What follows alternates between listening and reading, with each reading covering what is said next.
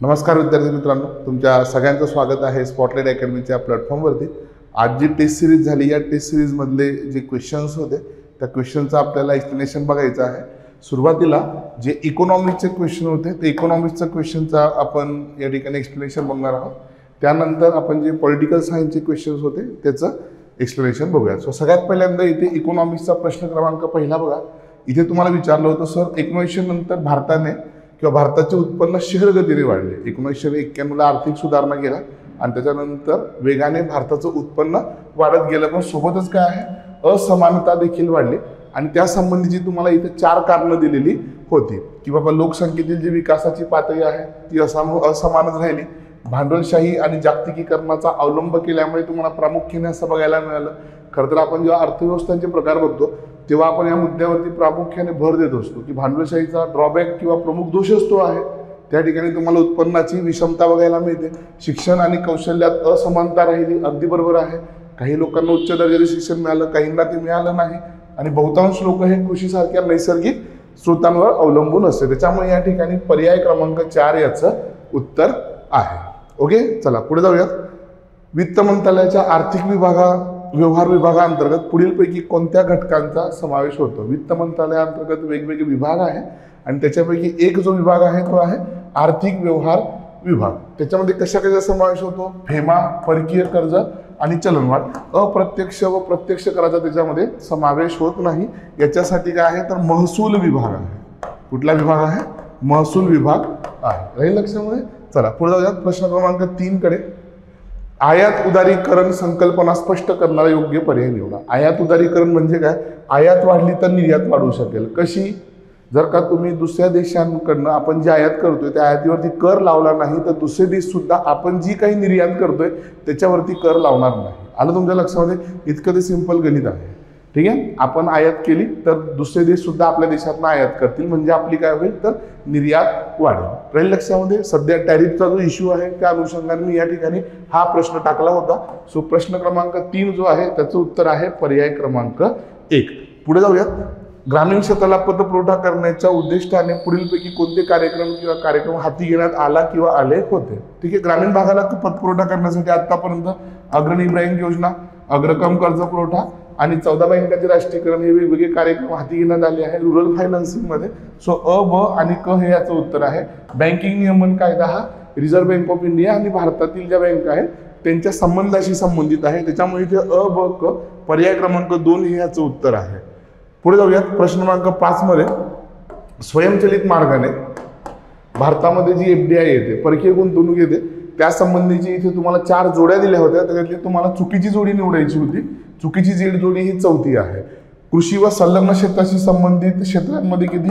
100% automatic route किंवा स्वयंचलित मार्गाने FDI ला परवानगी आहे। पर्याय क्रमांक 4 याचं उत्तर आहे। पुढे जाऊयात प्रश्न क्रमांक 6 कडे। इथे 2 विधानं दिलेली आहेत। कलम 114 अंतर्गत जे विनियोजन विधेयक मानले जाते त्याला धन विधेयक असं म्हटलं जातं आणि त्याची प्रोसिजर कलम 109 मध्ये दिलेली आहे। दोन्ही विधान या ठिकाणी बरोबर आहे। पुढे जाऊयात प्रश्न क्रमांक 7 कडे। प्रभावी महसुली तूट,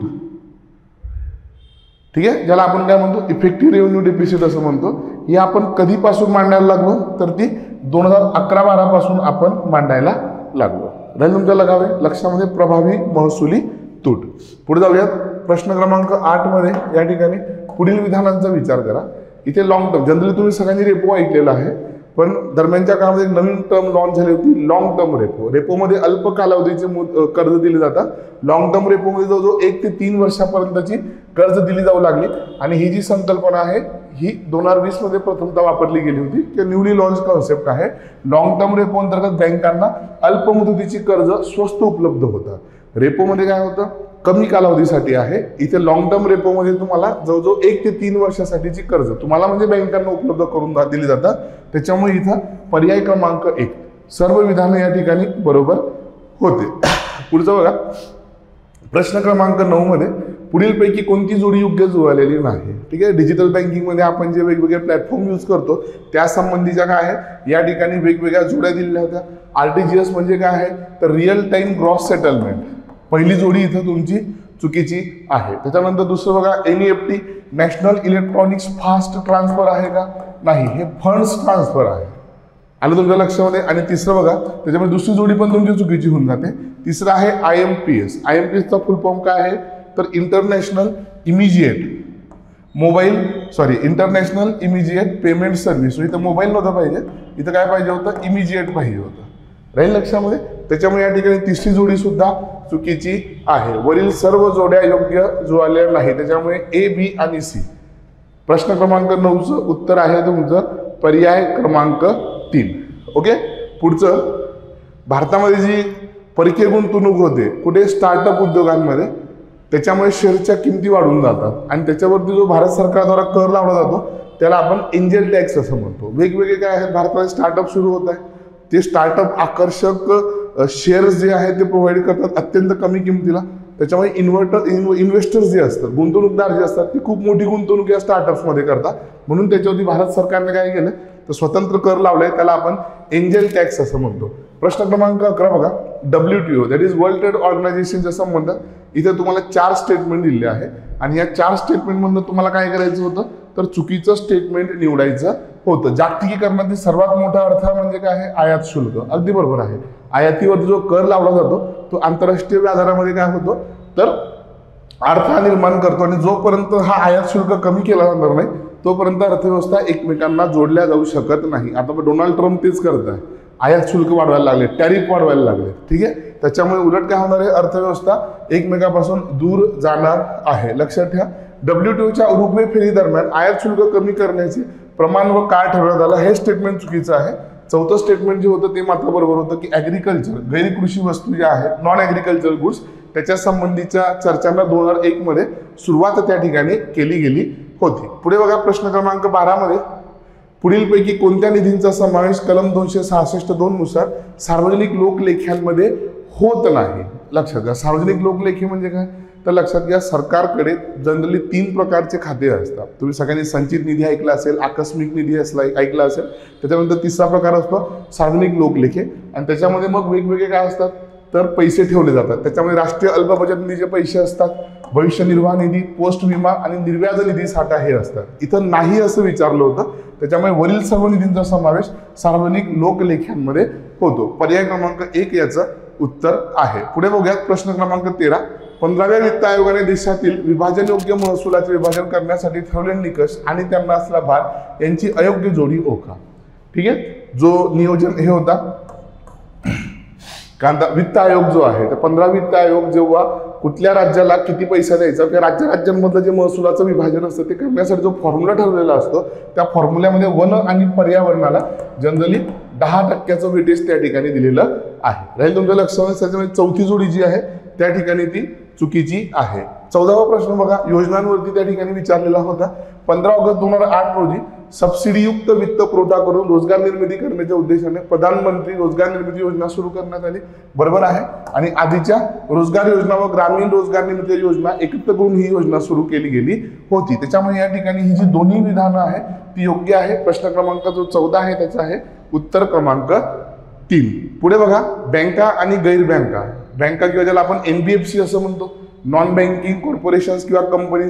NBFCs काय करतात, फक्त कर्ज देतात, त्या तुमच्याकडनं कर्ज स्वीकारत नाही. त्याच्यामुळे या ठिकाणी काय आहे, 4थं जे आहे विधान ते चुकीचं आहे. बाकीचे पहिले 3ही विधानं काय होते तर अगदी बरोबर आहे. राहील तुमच्या लक्षामध्ये. ओके. या ठिकाणी जर का तुम्ही बघितलं तर आपले जे इकॉनॉमिक्सचे 15 प्रश्न आहेत ते झालेले आहे. पुढे बघूयात. प्रश्न क्रमांक 16 पासून या ठिकाणी पॉलिटिकल सायन्सचे जे क्वेश्चन आहे ते सुरू होतात आहे. इथे राज्य घटनेची प्रत्यक्ष अंमलबजावणी होण्यापूर्वी पुढीलपैकी कोणत्या तरतुदी कोणत्या कलमांतर्गत 26 नोव्हेंबर 1949 रोजीच लागू करण्यात आला होता. एकदम फॅक्च्युअल टाईपचा क्वेश्चन आहे, तुम्हाला सगळ्यांना माहित पाहिजे. कलम 60, कलम 367 आणि कलम 366 ह्या ज्या 4-3 तरतुदी आहेत याच्यासोबत अजून इतरही तरतुदी होत्या, या पहिलेच लागू करण्यात आल्या होत्या. त्याच्यामुळे इथे पर्याय क्रमांक 1 ABC हे या ठिकाणी उत्तर आहे. पुढे बघा, प्रश्न क्रमांक 70. खालीलपैकी कोणती वैशिष्ट्ये आणि त्यांचा स्रोत जुळत नाही. भारत सरकार कायदा 1935, आणीबाणी संबंधित तरतुदी व प्रशासनिक तपशील बरोबर आहे. अमेरिकन राज्यघटनेनं राष्ट्रपतींविरुद्ध महाभियोग घेतलेला आहे. फ्रान्सची राज्यघटना, सरनाम्यातील जे सामाजिक, आर्थिक आणि राजकीय न्यायाचे तत्व आहे हे आपण फ्रान्सकडनं घेतले का? नाही, हे आपण कोणाकडनं घेतलेले आहे? हे आपण रशियाकडनं घेतले. त्याच्यामुळे इथे पर्याय क्रमांक 3 तुमचा चुकीचा आहे, म्हणून उत्तर 3 आहे. चौथं पण काय आहे? राष्ट्रपतींच्या निवडणुकीची पद्धत आपण आयर्लंड कडून त्या ठिकाणी घेतलेली आहे. पुढे जाऊया. भारतीय राज्यघटनेच्या भाग 21 मधील कलम 371 ते 371 मध्ये ज्या 12 राज्यांसाठी विशेष तरतूद दिली आहे त्या 12 राज्यांमध्ये पुढीलपैकी कुठल्या राज्याचा समावेश होत नाही? तर मेघालय राज्याचा त्या ठिकाणी समावेश होत नाही. पर्याय क्रमांक 4 याचं उत्तर त्या ठिकाणी आहे. उपराष्ट्रपती पदग्रहण करण्यापूर्वी, लक्षात घ्या, उपराष्ट्रपती पदग्रहण करण्यापूर्वी शपथ व प्रतिज्ञा घेतात, त्यामध्ये कुठल्या गोष्टींचा समावेश होतो? आता हा प्रश्न सुद्धा कुठल्या अनुषंगाने टाकलेला आहे मी? आता निवडणूक झाली म्हणून तुम्हाला हा प्रश्न त्या ठिकाणी टाकला होता. भारताच्या राज्यघटनेच्या प्रति विश्वास आणि निष्ठा बाळगणे आणि आपल्या पदाची कर्तव्य पार पाडणे या 2 गोष्टींचा उपराष्ट्रपतींच्या शपथेमध्ये काय असतो? समावेश असतो. पुढे बघूया प्रश्न क्रमांक 20. 42वी घटना दुरुस्ती 1976 अन्वये खालीलपैकी कोणते विषय राज्य सूचीतून समवर्ती सूचीमध्ये समाविष्ट करण्यात आले होते? पुन्हा एकदा खूप जास्त फॅक्च्युअल क्वेश्चन आहे. शिक्षण, वजन व मापे आणि वन्य पशु व पक्षी यांचे संरक्षण, हे 3 मुद्दे म्हणजे पर्याय क्रमांक 2 या ठिकाणी याचं उत्तर आहे. जे समवर्ती सूचीतून राज्य सूचीत टाकले म्हणजे राज्याच्या विषयामध्ये ते राज्य सूचीतून समवर्ती सूचीमध्ये टाकले म्हणजे राज्याकडनं ते आता केंद्र आणि राज्य या दोघांकडे गेले. पुढे बघा प्रश्न क्रमांक 21. या ठिकाणी सरकारी आयोगाने ज्या वेगवेगळ्या शिफारसी केल्या होत्या त्या शिफारसी संबंधित तुम्हाला इथे 4 स्टेटमेंट दिलेले आहे आणि विचारलं की कुठलीही शिफारस त्या ठिकाणी केली नव्हती. केंद्र राज्य संबंध सुधारण्यासंबंधीचा हा आयोग होता. त्याच्यामध्ये भाषिक अल्पसंख्याक आयुक्त हे पद रद्द करणे अशी कुठलीही शिफारस सरकारी आयोगाने केलेली नव्हती. त्याच्यामुळे इथे पर्याय क्रमांक 2 हे याचं उत्तर आहे. पुढे बघूया प्रश्न क्रमांक 22 मध्ये खालीलपैकी कोणती बाब जुळत नाही? इथे तुम्हाला 4 तारीख दिल्या होत्या आणि 4 तारखांपैकी तुम्हाला चुकीची जोडी ओळखायची होती. 13 डिसेंबर 1946 ला उद्दिष्टांचा ठराव मांडला होता नेहरूंनी, अगदी बरोबर आहे. मे 1949 घटना समितीने भारताच्या राष्ट्रकुल सदस्यत्वाला मान्यता दिली, हे पण बरोबर आहे. 24 जानेवारी 1950 ला घटना समितीने राष्ट्रगीत स्वीकृत केले, हे पण अगदी बरोबर आहे. पण जो चौथा पर्याय होता कुठला रे? 26 जानेवारी 1950 डॉक्टर राजेंद्र प्रसाद यांना भारताचे पहिले राष्ट्रपती म्हणून निवडून दिले, हे मात्र चुकीचं आहे. 1947लाच काय केलं होतं? घटना समितीने त्यांची राष्ट्रपती म्हणून नेमणूक केली होती, म्हणून पर्याय क्रमांक 4 या ठिकाणी चुकीचा आहे. राहील तुमच्या लक्षामध्ये? ओके. पुढे बघा प्रश्न क्रमांक 23 मध्ये भारतीय संघ राज्य प्रणाली कॅनडाच्या प्रणालीवरती आधारलेली आहे, हे बरोबर आहे का? तर हे विधान अगदी बरोबर आहे. अमेरिकन राज्यघटनेने स्वीकारलेली संघ राज्य हे राज्यांना जास्त महत्व देते, बरोबर आहे. त्यामध्ये उर्वरित राज्य केंद्राला असतात का? नाही. अमेरिकेमध्ये केंद्रापेक्षा राज्यांकडे जास्त अधिकार आहे, त्याच्यामुळे दुसरं स्टेटमेंट जे आहे ते चुकीचं आहे. आणि तिसरं विधान जे आहे कॅनडाच्या राज्यघटनेमध्ये एकात्म स्वरूपाचे संघ राज्य प्रदान करण्यात आले आहे, यामध्ये उर्वरित अधिकार केंद्राला प्रदान करण्यात आले आहे. ही सिस्टीम सेम भारतासारखी आहे, म्हणून ए आणि सी विधान जे आहे ते बरोबर आहे. इथं जर का तुम्ही बघितलं तर प्रश्न क्रमांक 23चं पर्याय क्रमांक 2 हे उत्तर आहे. पुढे जाऊयात. जोड्या लावा हा प्रश्न तुम्हाला त्या ठिकाणी दिला होता. सरळ आहे. कलम 348 काही संबंधी आहे. कलम 348 आहे सर्वोच्च व उच्च न्यायालयातील भाषा. कलम 350 प्राथमिक स्तरावर मातृभाषेचा वापर. कलम 350B भाषिक अल्पसंख्याकांसाठी विशेष तरतुदी आणि कलम 351 आहे हिंदी भाषेच्या सुधारणेसाठी तत्वे. सो एकदम फॅक्च्युअल क्वेश्चन आहे. पर्याय क्रमांक 3 जर का बघितला तर 4, 3, 2, 1 या ठिकाणी याचं उत्तर आहे. पुढे बघूया प्रश्न क्रमांक 25. लोकसभा अध्यक्षांच्या संदर्भामध्ये इथे खालीलपैकी कोणते विधान बरोबर नाहीये? लोकसभेचे अध्यक्ष जे आहेत, ज्यांना आपण जनरली सभापती असं पण म्हणतो, त्यांच्या बाबतीत जर का बघितलं तर पहिलं विधान अगदी बरोबर होतं. सभागृहात जर का सारखे मतं पडले तर त्यांना निर्णायक मत देण्याचा अधिकार असतो. त्यांचे पगार आणि भत्ते संविधानातील जो संचित निधी असतो, त्याची कन्सोलिडेटेड फंड, त्याच्यातनं दिले जातात. त्यांचे अध्यक्ष जे लोकसभेचं सचिवालय त्याचे ते प्रमुख असतात, हे पण बरोबर आहे. आणि ज्येष्ठतेनुसार त्यांचा कितवा क्रमांक लागतो? 8वा नाहीये तर तो 6वा क्रमांक आहे. त्याच्यामुळे या ठिकाणी पर्याय क्रमांक 4 या प्रश्नाचं उत्तर आहे. पुढचा बघा प्रश्न क्रमांक 26. इथे तुम्हाला काय विचारलेलं आहे? पुढीलपैकी कोणती किंवा कोणते विधान हे बरोबर आहे? ओके. या ठिकाणी जर का तुम्ही बघितलं तर अर्थविधेयकाच्या बाबतीत राष्ट्रपतींना प्रलंबनाचा नकाधिकार वापरता येत नाही, हे विधान बरोबर आहे. घटनादुरुस्तीच्या बाबतीमध्ये पण त्यांना हा काय नसतो, निलंबनाचा अधिकार असत नाही, हे पण बरोबर आहे. आणि भारताच्या राष्ट्रपतींना सशर्त नकार अधिकार नाही, असा अधिकार अमेरिकेच्या राष्ट्रपतींना आहे. म्हणजे ते सरसकट व्हेटो पॉवर वापरू शकत नाही. त्याच्यामुळे या ठिकाणी अ ब क वरील सर्व विधानं जी आहेत ती या ठिकाणी बरोबर आहे. प्रश्न क्रमांक 26 जो आहे त्याचं उत्तर आहे पर्याय क्रमांक 4. पुढे जाऊयात प्रश्न क्रमांक 27 कडे. खालीलपैकी कोणत्या घटनात्मक संस्था आहेत? घटनात्मक संस्था म्हणजे काय रे, तर ज्यांची भारतीय राज्यघटनेच्या मध्ये तरतूद करण्यात आली आहे. राज्य वित्त आयोग कलम 243 I मध्ये तरतूद केली आहे आणि राष्ट्रीय मागासवर्ग आयोग. सो ए आणि सी हे दोनच आयोग जे आहे ते तुम्हाला घटनेमध्ये त्या ठिकाणी दिलेले आहेत. बाकीचे दोन जे आहे ते घटनात्मक आयोग नाही. पुढे बघूयात प्रश्न क्रमांक 28. या ठिकाणी भारतीय निवडणूक आयोगाबाबत खालील विधानांचं चुकीचे विधान आहे. तुम्हाला चुकीचं विधान निवडायचं होतं. तुम्हाला 4 विधानं दिली होती आणि याच्यातलं पहिलंच विधान चुकीचं होतं. भारतीय राज्यघटनेच्या भाग 15 मध्ये काय आहे, निवडणुकांसंबंधी तरतूद आहे कलम 324 ते 329 मध्ये. त्याच्यामुळे या प्रश्नाचं उत्तर तुमचं पहिलंच आहे. राहील तुमच्या लक्षामध्ये. पुढे जाऊयात. खालीलपैकी कोणत्या समितींनी पंचायत राज संस्थांना घटनात्मक मान्यता द्यावी अशी शिफारस केली होती? तुम्ही जर का बघितलं तर अशोक मेहता समिती, LM सिंघवी, थंगन समिती आणि त्याच्यानंतर गाडगीळ समिती, या 4ही समितींनी पंचायत राज व्यवस्थांना घटनात्मक दर्जा देण्याची शिफारस केली होती. असं का? कारण की पंचायत राज संस्थांना जे अपेक्षित यश होतं ते मिळत नव्हतं. त्याच्यामुळे वेळोवेळी ज्या इव्हॅल्युएशन किंवा पुनर्मूल्यमापन करणाऱ्या समित्या स्थापन केल्या गेल्या त्यांनी घटनात्मक दर्जा देण्याची मागणी केली होती. पुढचा बघा प्रश्न क्रमांक 30. थेट जनतेतून सरपंचाची निवड झाल्यावर त्या दिवसापासून 2 वर्षाच्या कालावधीपर्यंत त्याच्यावरती कोणताही अविश्वास ठराव मांडता येत नाही. राहील लक्षात. पर्याय क्रमांक 4 याचं उत्तर आहे. अशा प्रकारे आपण काय केलं आहे या ठिकाणी. जे आपले याचे प्रश्न होते पॉलिटिकल सायन्सचे ते या ठिकाणी कव्हर केलेले आहे. नमस्कार विद्यार्थी मित्रांनो. स्पॉटलाईट अकॅडमीची जी आपली बघा टेस्ट नंबर 4 कंबाईन एक्झामसाठी जी टेस्ट नंबर 4 झाली होती बघा, यातील जे इतिहास या विषयाचे जे प्रश्न आहेत त्याची आन्सर्स जे आहेत किंवा त्याचं जे ॲनालिसिस आहे ते आज आपण बघणार आहे. त्यातला जो पहिला प्रश्न आहे बघा, ओके, 31 नंबरचा जो क्वेश्चन आहे तुमच्या टेस्ट सिरीजमधला, की संयुक्त महाराष्ट्र चळवळ, ओके, संयुक्त महाराष्ट्र चळवळीच्या संदर्भात प्रश्न आहे बघा. ही विधानं दिली आहेत आणि कोणती विधानं जे आहेत बरोबर आहेत ते तुम्हाला सांगायचे आहेत बघा. पहिलं विधान आहे बघा, नवयुग वृत्तपत्र जे आहे तर त्याच्या माध्यमातून जे आहे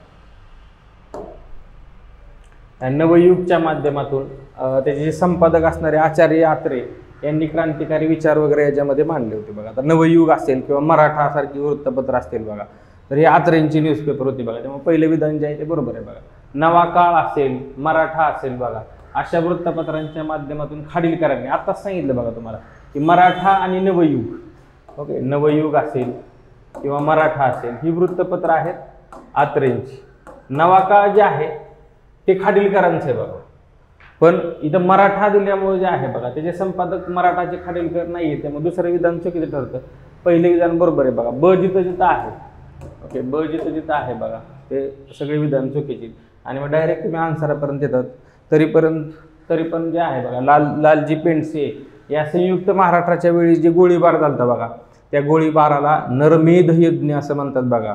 ओके, तुम्हाला त्या घटना माहीत असतील बघा की गोळीबार जे आहे 21 नोव्हेंबरला जो गोळीबार होतो बघा. आणि मग त्याच्यानंतर जे आहे तुम्हाला माहिती आहे की 108 हुतात्मे आणि मग CD देशमुखांचा राजीनामा, ओके, अर्थमंत्री असणार आहे. तिथंच लालजी पेंडसे त्या गोळीबाराचं जे वर्णन आहे ते नरमेध यज्ञ असं करतात बघा. ओके, तर अ आणि क विधान बरोबर आहे बघा. ऑप्शन नंबर 4 जे असेल ते त्यामुळे तुमचं करेक्ट आन्सर असेल. ब का चुकीचं आहे तर मराठा वृत्तपत्र जे आहे तर ते आत्रेंचं दिसून येतं.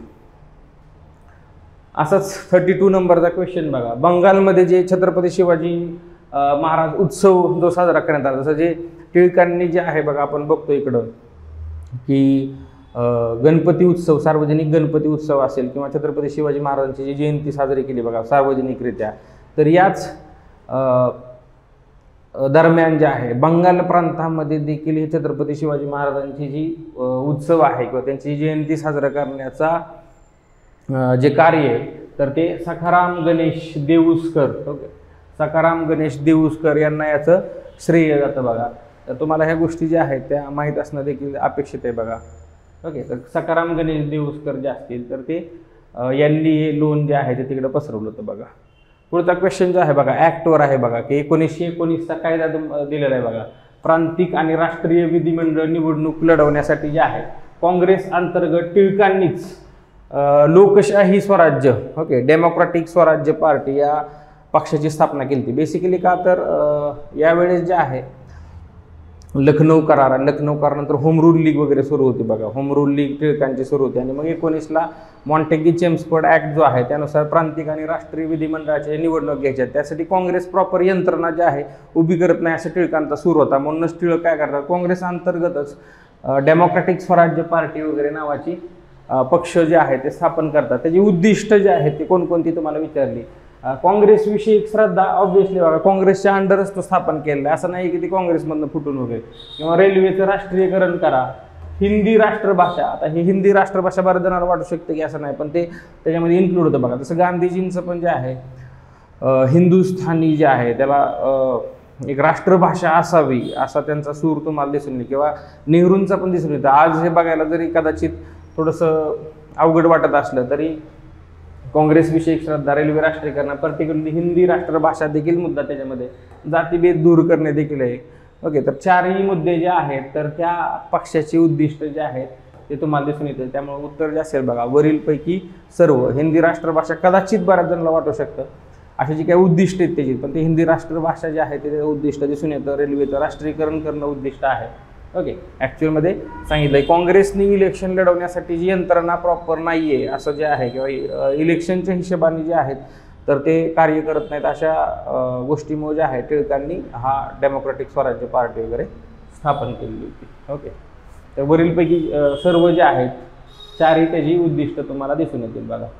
असाच 34 नंबरचा जो क्वेश्चन आहे बघा स्वराज्य पक्ष. ओके, स्वराज्य पक्ष तुम्हाला माहिती आहे की बाबा असहकार आंदोलन जे आहे ते सुरू होतं 1 ऑगस्ट 1920 टिळकांचा मृत्यूचा दिवस. ओके, आणि तिथून असहकार आंदोलन वगैरे सुरू होतं. 5 फेब्रुवारी 1922ची जी घटना चौरी चौरा इथं हे आंदोलन जे आहे असहकाराचं ते मागं घेतलं जातं बघा. आणि मग असहकाराच्या वेळेस राबवलेला जो कार्यक्रम असतो बघा विधिमंडळावर बहिष्कार, याच्यावरनं 2 गट पडलेले तुम्हाला दिसून येतात. आणि एक गट जो असेल तर तो स्वराजिस्ट गट म्हणतो बघा की ज्यांचं म्हणणं असं असतं की काउन्सिलमध्ये एंट्री जे आहे की विधिमंडळात प्रवेश जो आपण केला पाहिजे, आतून सभागृह जे आहे ते आडकाठी जे आपण आणून ब्रिटिशांना जेरीस आणलं पाहिजे. आता यातला जो गट आहे बघा याचे जे अध्यक्ष असतील ते असतील बेसिकली चित्तरंजन दास आणि सचिव जे असतील तर ते मोतीलाल नेहरू हे असतील बघा.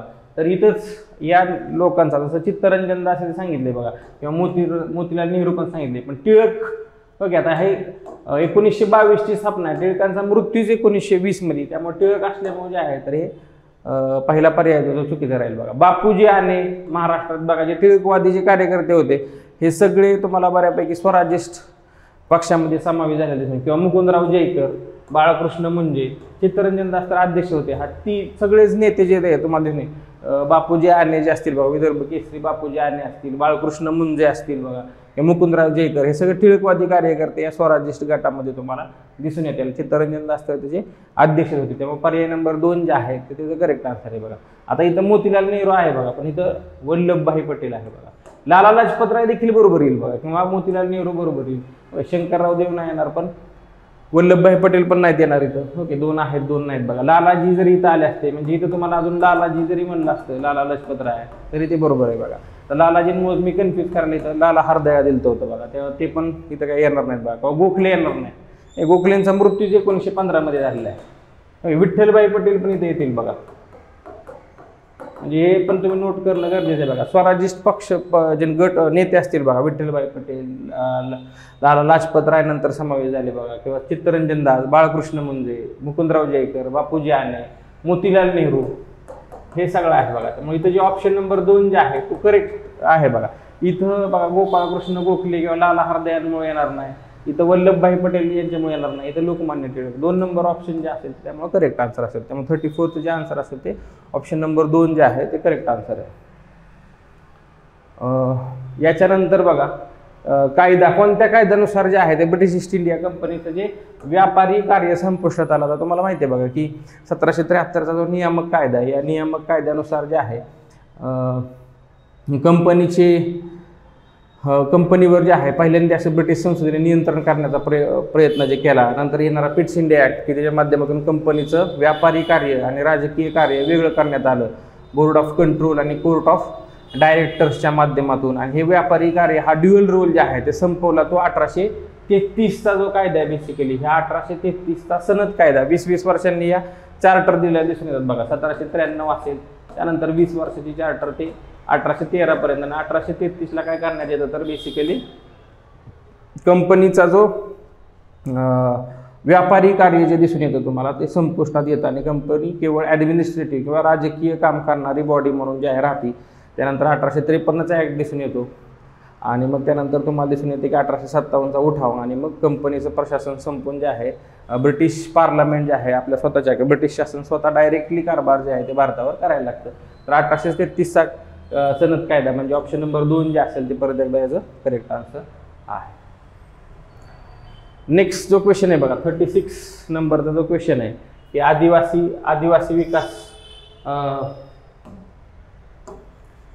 विकास चळवळ आणि त्याच्याबद्दल जी विधानं दिली तर कोणती विधानं वगैरे बरोबर आहेत असं तुम्हाला दिले बघा. आता दामू अण्णा टोकेकर बरोबर सोनदरा प्रकल्पासाठी प्रसिद्ध असणारे ओके किंवा बीड या जिल्ह्यामध्ये देखील प्रचंड काम केले बघा. हे दामू अण्णा टोकेकर यांनी सोनदरा गुरुकुल योजना वगैरे आदिवासी विकासासाठी सुरू केले बघा बरोबर. पांडुरंग ढवळा साबळे ओके यांनी जवार खरेदी विक्री संघ. आता जवार खरेदी विक्री जे आहे बघा जवार मधले जे जवार मोखाडा जो रिजन आहे बघा पालघर इथलं कॉम्रेड रेवजी चौधरी जे आहेत बघा हे प्रसिद्ध नाव आहे बघा की ज्यांनी हा जवार खरेदी विक्री संघ जो आहे तो स्थापन केलेला होता बेसिकली. तर ओम आदिशक्ती आदिवासी सेवा संघ जो आहे तो पांडुरंग ढवळा साबळे यांनी आदिवासी विकासासाठी वगैरे स्थापन म्हणजे हे जे आहे बघा बेसिकली हे इंटरचेंज केलेले. रेवजी पांडुरंग चौधरी यांनी जवार खरेदी विक्री संघ आणि पांडुरंग ढवळा साबळे यांनी ओम आदिवासी आदिशक्ती सेवा संघ अशा पद्धतीने जे आहे ते पाहिजे होतं बघा. इंटरचेंज केलेले स्टेटमेंट आहे. कोणती विधानं बरोबर विचारले फक्त विधान अ बरोबर आहे बघा. ऑप्शन नंबर 2 असेल ते त्यामुळे ह्याचं करेक्ट आन्सर असेल फक्त अ ओके म्हणजे ऑप्शन नंबर 2 याचं करेक्ट आन्सर येईल बघा. दामू अण्णा टोकेकर यांचं सोनदरा गुरुकुल प्रसिद्ध आहे बघा. तर ते आदिवासी विकासासाठी ते फक्त स्टेटमेंट बरोबर आहे. हे स्टेटमेंट जे आहेत ते इंटरचेंज केलेले तुम्हाला दिसून येईल बघा इथं. याच्यानंतर नेक्स्ट क्वेश्चन जो आहे बघा 37 नंबरचा की वर्णन दिले आणि वर्णनावरनं व्यक्ती वगैरे ओळखायचे. बहिष्कृत हितकारणी सभेचे ते सचिव होते. आता बहिष्कृत हितकारणी सभा जी आहे बघा 1924ची जी स्थापना आहे बघा 100 वर्ष रिसेंटली जे आहे मागच्या वर्षी त्याला पूर्ण झाले त्यामुळं करंटच्या दृष्टिकोनातून देखील महत्त्वाचे आहे बघा. तर त्याचे सचिव कोण बेसिकली जर तुम्ही त्या आर्टिकल जरी बघितलं असता बरेचसे आर्टिकल जे आहे गेल्या चालू घडामोडीमध्ये पण तुम्हाला दिसून येतील बघा. तर याच्यामध्ये सीताराम शिवतरकर जे आहेत ओके तर त्याचं करेक्ट आन्सर आहे बघा सीताराम शिवतरकर जे असं आन्सर असेल बघा. आता हेच आंबेडकरांच्या जेव्हा गैरहजेरीत म्हणजे किंवा आंबेडकर उपलब्ध नसताना बघा की डी घोलप यांच्या मूकनायक साप्ताहिकाची जबाबदारी मूकनायक छपाईचं सुद्धा जे काय आहे बघा प्रिंटिंगचं जे पण काम असेल बघा मूकनायकाचं जे एडिटोरियल्स लिहिण्याचं काम जे आहे ते डी घोलप यांनी जसं केलं आहे बघा ज्ञानदेव घोलप तसं त्यांच्याबरोबरच यांनी देखील केले. सीताराम शिवतरकरांनी केले. तेच बघा रोहिदास समाज पंचायतीची स्थापना करतील.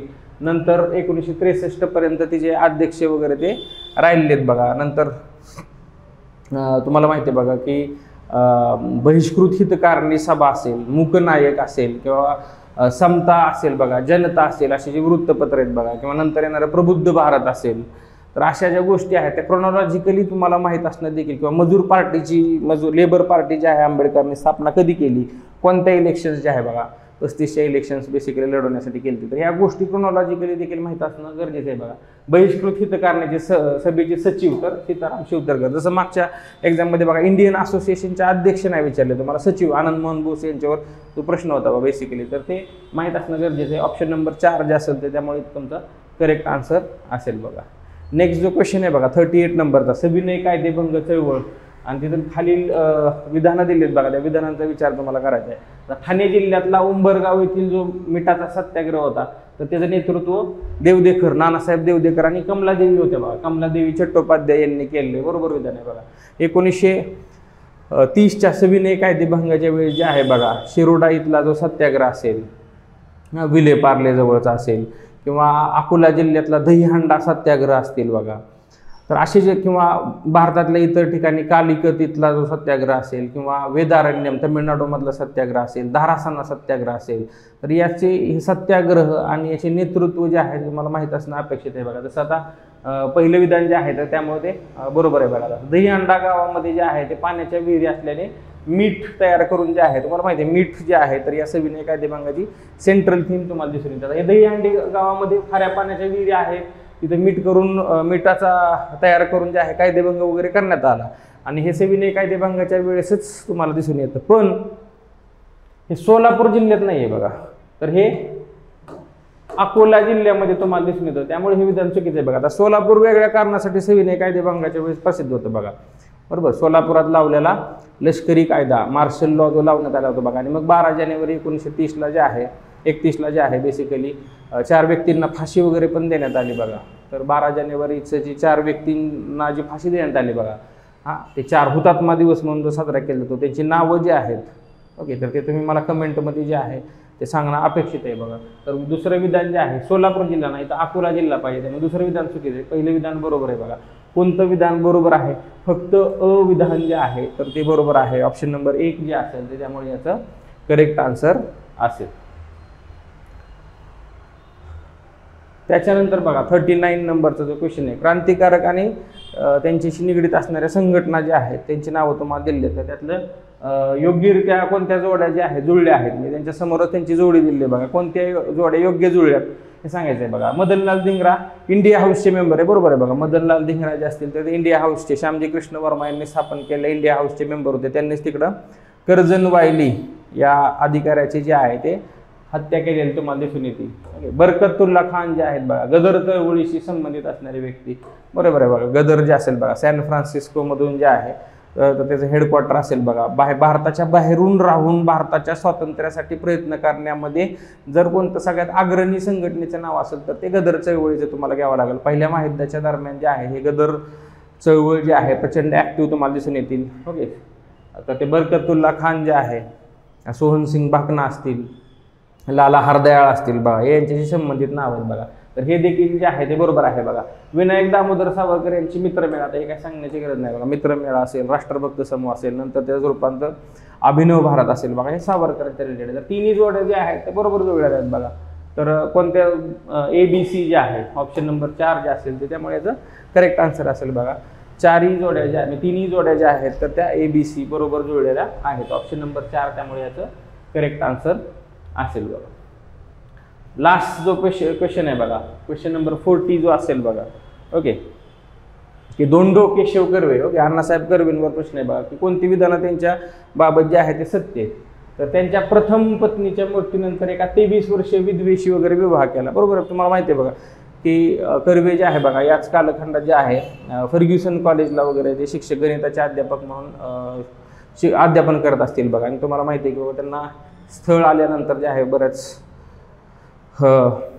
मुलींची स्थळ आल्यानंतर ते म्हणतील बघा मी स्वतः एक विदुर आहे. विदुर म्हणजे ज्यांचे पत्नीचं मृत्यू झालेला आहे बघा, तर मी एका विधवेशीच लग्न करेल. आणि मग तुम्हाला माहिती आहे की बाबा बाया कर्वे जे असतील किंवा बुधुबाई कर्वे आपण म्हणतो, ओके, तर यांच्याशी जो आहे तो त्यांचा विवाह होतो. तर त्या 23 वर्ष विधवा म्हणजे बाया कर्वे असतील बघा. सामाजिक कार्याला वाहून घेतलेल्या व पैशाच्या अपेक्षा नसलेल्या कार्यकर्त्यांसाठी जे आहे निष्काम कर्ममठ, ओके, आता हे नावातच आहे बघा. निष्काम कर्म मठाची स्थापना जी आहे त्यांनी वेगवेगळ्या ज्या इन्स्टिट्यूशन्स ज्या उभारल्या बघा, भारतरत्न मिळणारे पहिली मराठी व्यक्ती वगैरे म्हणून पण नाव आपण घेतो बघा. तर त्या अण्णासाहेब कर्वेंचीच ही निष्काम कर्ममठ वगैरे संघटना दिसून येते.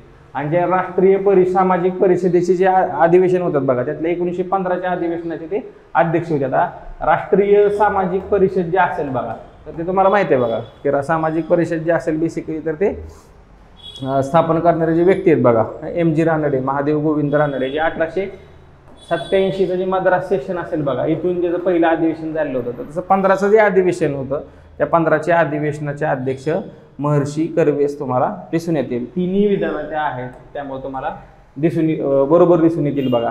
कोणतं विधान बरोबर आहे? सर्व विधानं सत्य आहेत बघा. ऑप्शन नंबर 4 असेल त्यामुळे याचं करेक्ट आन्सर असेल बघा.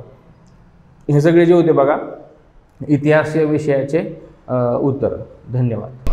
नमस्कार विद्यार्थी मित्रांनो, चला टेस्ट क्रमांक 4 विज्ञान विषयाचं विश्लेषण चालू करतोय आपण. चला बघा, पहिला प्रश्न कोणता आहे? प्रश्न क्रमांक 41. प्रश्न क्रमांक 41 काय आहे? खालीलपैकी कोणते विधान अयोग्य आहे? कसं आहे, वाचताना व्यवस्थित वाचायचं आहे. काय विचारलं आहे?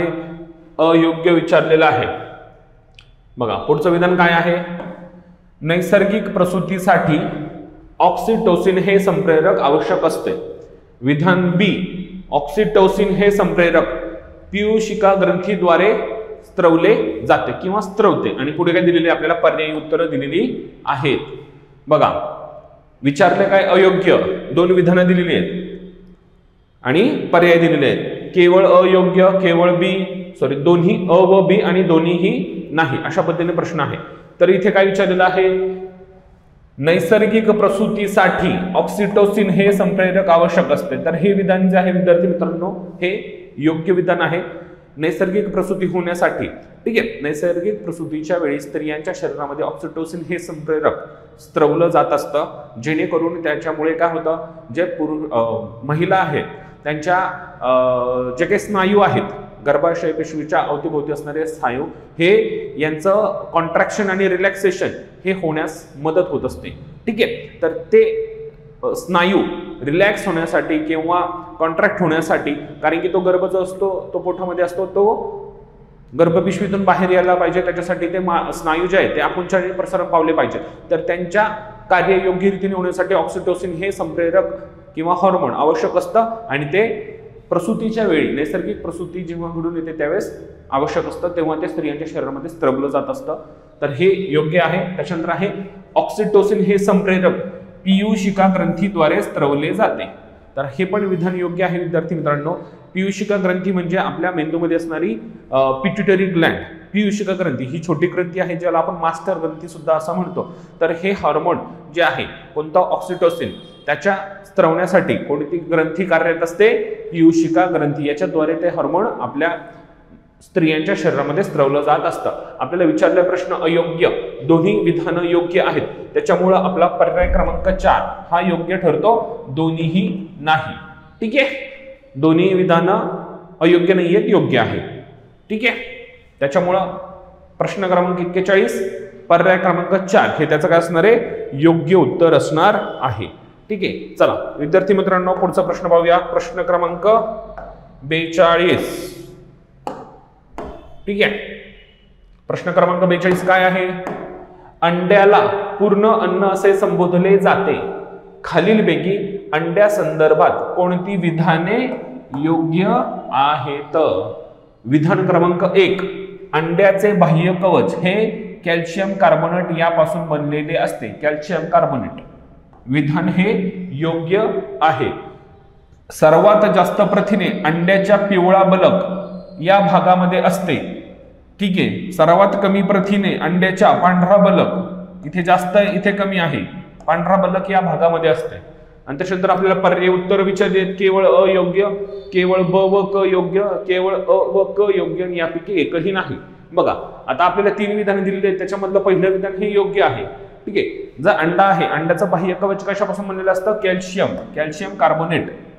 ठीक आहे, CaCO3 कॅल्शियम कार्बोनेट पासून बनलेलं असतं, त्याच्यामुळे हे विधान योग्य आहे. त्याच्यानंतर आहे सर्वात जास्त प्रथिने अंड्याच्या पिवळा बलक या भागामध्ये असतात. तर हे विधान विद्यार्थी मित्रांनो चूक ठरतंय. जवळपास 85% जे प्रथिने आहेत, प्रोटीन, हे पिवळा बलक ह्या भागामध्ये असतात आणि जवळपास 53 ते 55% जी प्रथिने आहेत ती अंड्याच्या पांढरा बलक ह्या भागामध्ये असतात. त्याच्यामुळे ही दोन्ही विधानं काय आहेत? चुकीची आहेत. इथे बघा सर्वात जास्त दिलेले आहे आणि इथे सर्वात कमी दिलेले, ही विधानं अदलून बदलून पाहिजे होती. त्याच्यामुळे ही खालची दोन्ही विधानं काय ठरतात? चुकीची ठरतात. त्याच्यामुळे आपलं योग्य उत्तर काय? तर योग्य पर्यायी उत्तर आहे केवळ अयोग्य. आपल्याला योग्य विचारलेलं आहे, जोडी जोडी आपलं उत्तर मिळालं. प्रश्न क्रमांक 42 त्याचं योग्य उत्तर काय असणार आहे? पर्यायी उत्तर 1 केवळ अयोग्य. ठीक आहे, चला पुढचा प्रश्न पाहूया विद्यार्थी मित्रांनो.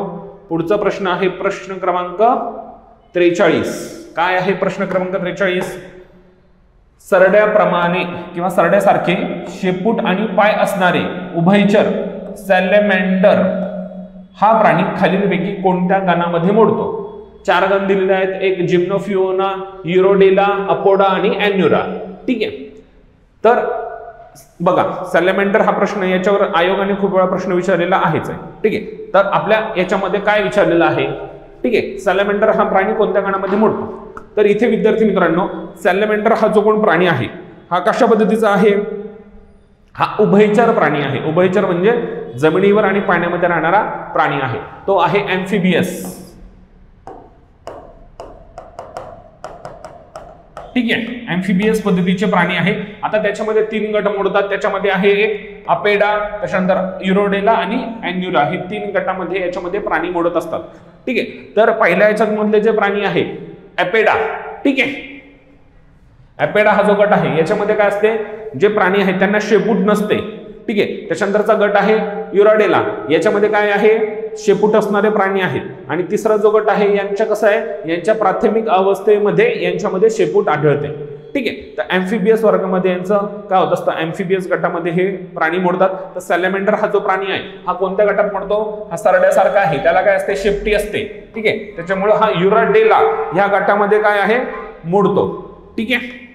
त्याच्यामुळे आपलं योग्य उत्तर काय असणार विद्यार्थी मित्रांनो, प्रश्न क्रमांक 43चं योग्य उत्तर आहे युराडेला. ठीक आहे. त्याच्यानंतर अपोडा आणि अॅन्युरा हे तिन्ही ॲम्फिबियस वर्गामध्ये मोडणारे गट आहेत.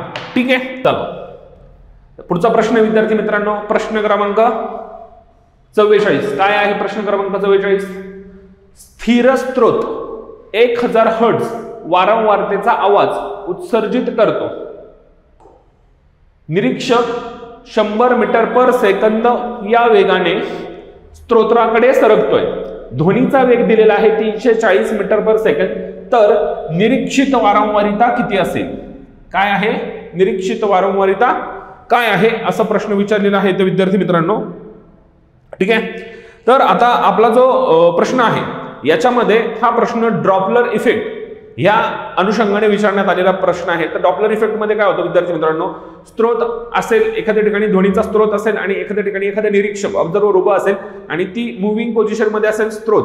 ठीक आहे. तर त्याच्यामध्ये काय होतं, फ्रिक्वेन्सी जी आहे ती कमी जास्त झाल्याची जाणवते आणि आपल्याला तो आवाज जवळ येताना बसतो, नंतर लांब लांब जाताना बसत असतो. तर इथे त्याच्यावर आधारित हा प्रश्न विचारलेला आहे डॉपलर इफेक्ट. ठीक आहे.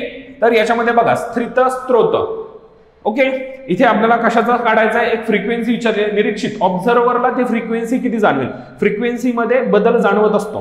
ठीक आहे. तर तो किती आहे, ऑब्झर्वरला ती फ्रिक्वेन्सी किती जाणवेल हा प्रश्न इथे विचारलेला आहे.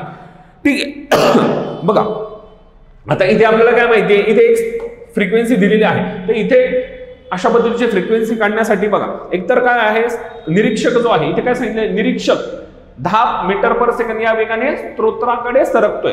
निरीक्षक म्हणजे ऑब्झर्वर जो आहे तो ज्या ठिकाणी आवाज येतोय त्या ठिकाणी तो सरकतोय, त्याच्या बाजूला सरकतोय. मग इथे काय होणार आहे, जी काही निरीक्षकचा जो काही स्पीड आहे आणि ध्वनीचा स्पीड आहे यांचे काय होणार आहे, ऍडिशन होणार आहे.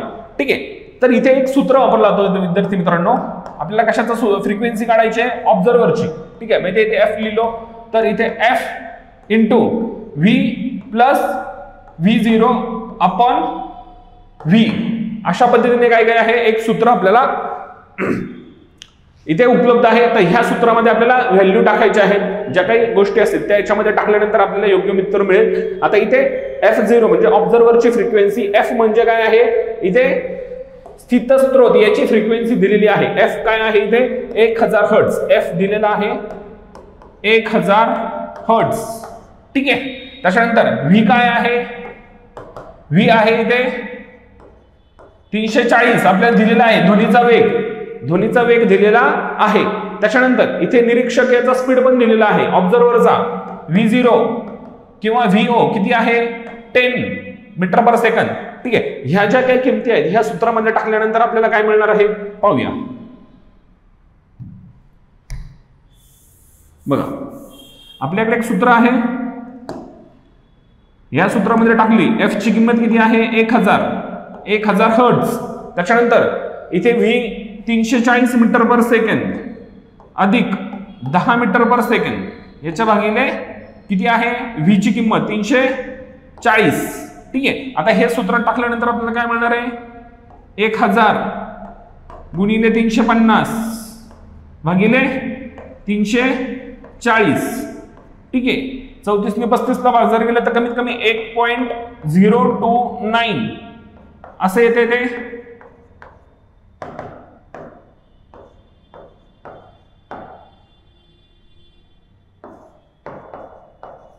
ठीक आहे, तर 1029 म्हणजे 1000 हर्ट्झ पेक्षा ती जास्त आपल्याला फ्रिक्वेन्सी मिळणार आहे. तर आपलं योग्य उत्तर काय असणार आहे? पर्याय क्रमांक 3 1029.4 ही याची फ्रिक्वेन्सी असणार आहे. त्याच्यामुळे आपला प्रश्न क्रमांक 24 याचं योग्य उत्तर काय असणार आहे? पर्याय क्रमांक 3. त्यासाठी सूत्र काय वापरायचं आपल्याला बघा, सूत्र आहे आपलं इथे वापरायचं FO = frequency V + VO / V. ठीक आहे, तर ह्या सूत्रामध्ये किमती टाकल्यानंतर आपल्याला योग्य उत्तर मिळणार आहे. ठीक आहे, आणि आपल्याला उत्तर काय मिळालेलं आहे? 1029.4 हर्ट्झ. ठीक आहे, तर आपलं प्रश्न क्रमांक 44 त्याचं योग्य उत्तर पर्याय क्रमांक 3. चला पुढे पाहूया. पुढचा प्रश्न आहे प्रश्न क्रमांक 45. काय आहे प्रश्न क्रमांक 45? बघा, खालीलपैकी कोणती विधाने योग्य आहेत? काय विचारलेलं आहे? योग्य विधान विचारलेलं आहे. काय काय विधानं विचारलेली आहेत? विधान क्रमांक 1, इन्फ्रारेड किंवा अवरक्त हा भाग लाल रंगापेक्षा कमी तरंग लांबी वर्णपटाचा भाग आहे. ठीक आहे, त्याच्यानंतर विधान बी, अतिनील किरणांचा भाग हा गर्द जांभळ्या रंगाच्या तरंग लांबीपेक्षा लहान तरंग लांबीचा वर्णपट भाग आहे. ओके, तर इथे हा आपला जो स्पेक्ट्रम आहे, ठीक आहे, तर त्याच्या संबंधित प्रश्न विचारलेला आहे. इलेक्ट्रोमॅग्नेटिक जो काही स्पेक्ट्रम आहे, इलेक्ट्रोमॅग्नेटिक्स किंवा इलेक्ट्रोमॅग्नेटिक रेडिएशन, तर त्याच्यामध्ये जी काही किरणं आहेत ती कशा पद्धतीने आहेत आणि त्यांच्या संबंधीने हे 2 वाक्य दिलेली आहेत. त्याच्यातलं योग्य वाक्य कोणतं आहे ते विचारलेलं आहे. पहिलं वाक्य बघूया, इन्फ्रारेड किंवा अवरक्त किरण हा भाग हा लाल रंगांपेक्षा कमी तरंग लांबी वर्णपटाचा भाग आहे. बघा, आपण इलेक्ट्रोमॅग्नेटिक स्पेक्ट्रम जेव्हा अभ्यास करतो तेव्हा पाहत असतो की फ्रिक्वेन्सी असेल किंवा वारंवारता, ठीक आहे, ही लाल रंगाची कशी आहे? जास्त आहे, बरोबर. म्हणून तर लाल रंग आपण सिग्नल मध्ये वापरतो, कारण तो दूरपर्यंत अंतर दूरपर्यंतचं अंतर प्रवास करू शकतो. आता हा लाल रंग, ठीक आहे, रेड रंग, याच्या नंतर येतात ते आहेत इन्फ्रारेड. कोणते? इन्फ्रारेड. ठीक आहे, आता इन्फ्रारेड जे आहेत यांची तरंग लांबी लाल रंगापेक्षाही जास्त असणार आहे. ठीक आहे, इन्फ्रारेड जे किरण आहेत त्यांची तरंग लांबी लाल किरणापेक्षा जास्त असते. मग इथे काय विचारले सांगितलंय? इन्फ्रारेड हा लाल रंगापेक्षा कमी तरंग लांबी आहे. आपल्याला काय सांगितलेलं आहे, म्हणजे आपल्याला जे माहिती आहे ते काय आहे? लाल रंगापेक्षा इन्फ्रारेड यांची तरंग लांबी कशी असते? जास्त असते. त्याच्यामुळे हा जो प्रश्न, हे वाक्य इथे चुकीचं ठरतं, बरोबर. त्याच्यानंतर वाक्य दुसरं आहे, अतिनील किरणांचा भाग हा गर्द जांभळ्या रंगाच्या तरंग लांबीपेक्षा लहान तरंग लांबीचा वर्णपट आहे. ठीक आहे, बघा आता इथे काय आहे? इथे व्हायलेट जांभळा रंगाच्या अगोदर एक रंग वर्णपंक्ती येते, त्याला आपण बोलतो युव्ही रेज. युव्ही म्हणजे काय रे? Ultra violet. ठीक आहे, आता जसं जसं आपण लाल रंगाकडून जांभळ्या रंगाकडे जाऊन जांभळ्या रंगाकडून पलीकडे जाऊ तशी तशी तरंग लांबी काय होणार आहे? कमी कमी कमी कमी होत जाणार आहे. मग जांभळ्या रंगाची तरंग लांबी ही अल्ट्रा व्हायोलेट पेक्षा कशी असणार आहे? कमी असणार आहे. म्हणजेच अल्ट्रा व्हायोलेट हा जास्त तरंग लांबी असणार आहे. ठीक आहे, सॉरी, अल्ट्रा व्हायोलेटची तरंग लांबी कमी असणार आहे जांभळ्या रंगापेक्षा. मग इथे काय विचारलंय? युव्ही किरणांचा भाग हा जांभळ्या रंगापेक्षा तरंग लांबी लहान तरंग लांबीचा आहे. म्हणजे युव्ही जे किरण आहेत त्यांची जी तरंग लांबी आहे ती जांभळ्या रंगाच्या तरंग लांबीपेक्षा कमी आहे, असं इथे वाक्य दिलेलं आहे. तर हे विधान काय ठरतंय? योग्य ठरत आहे.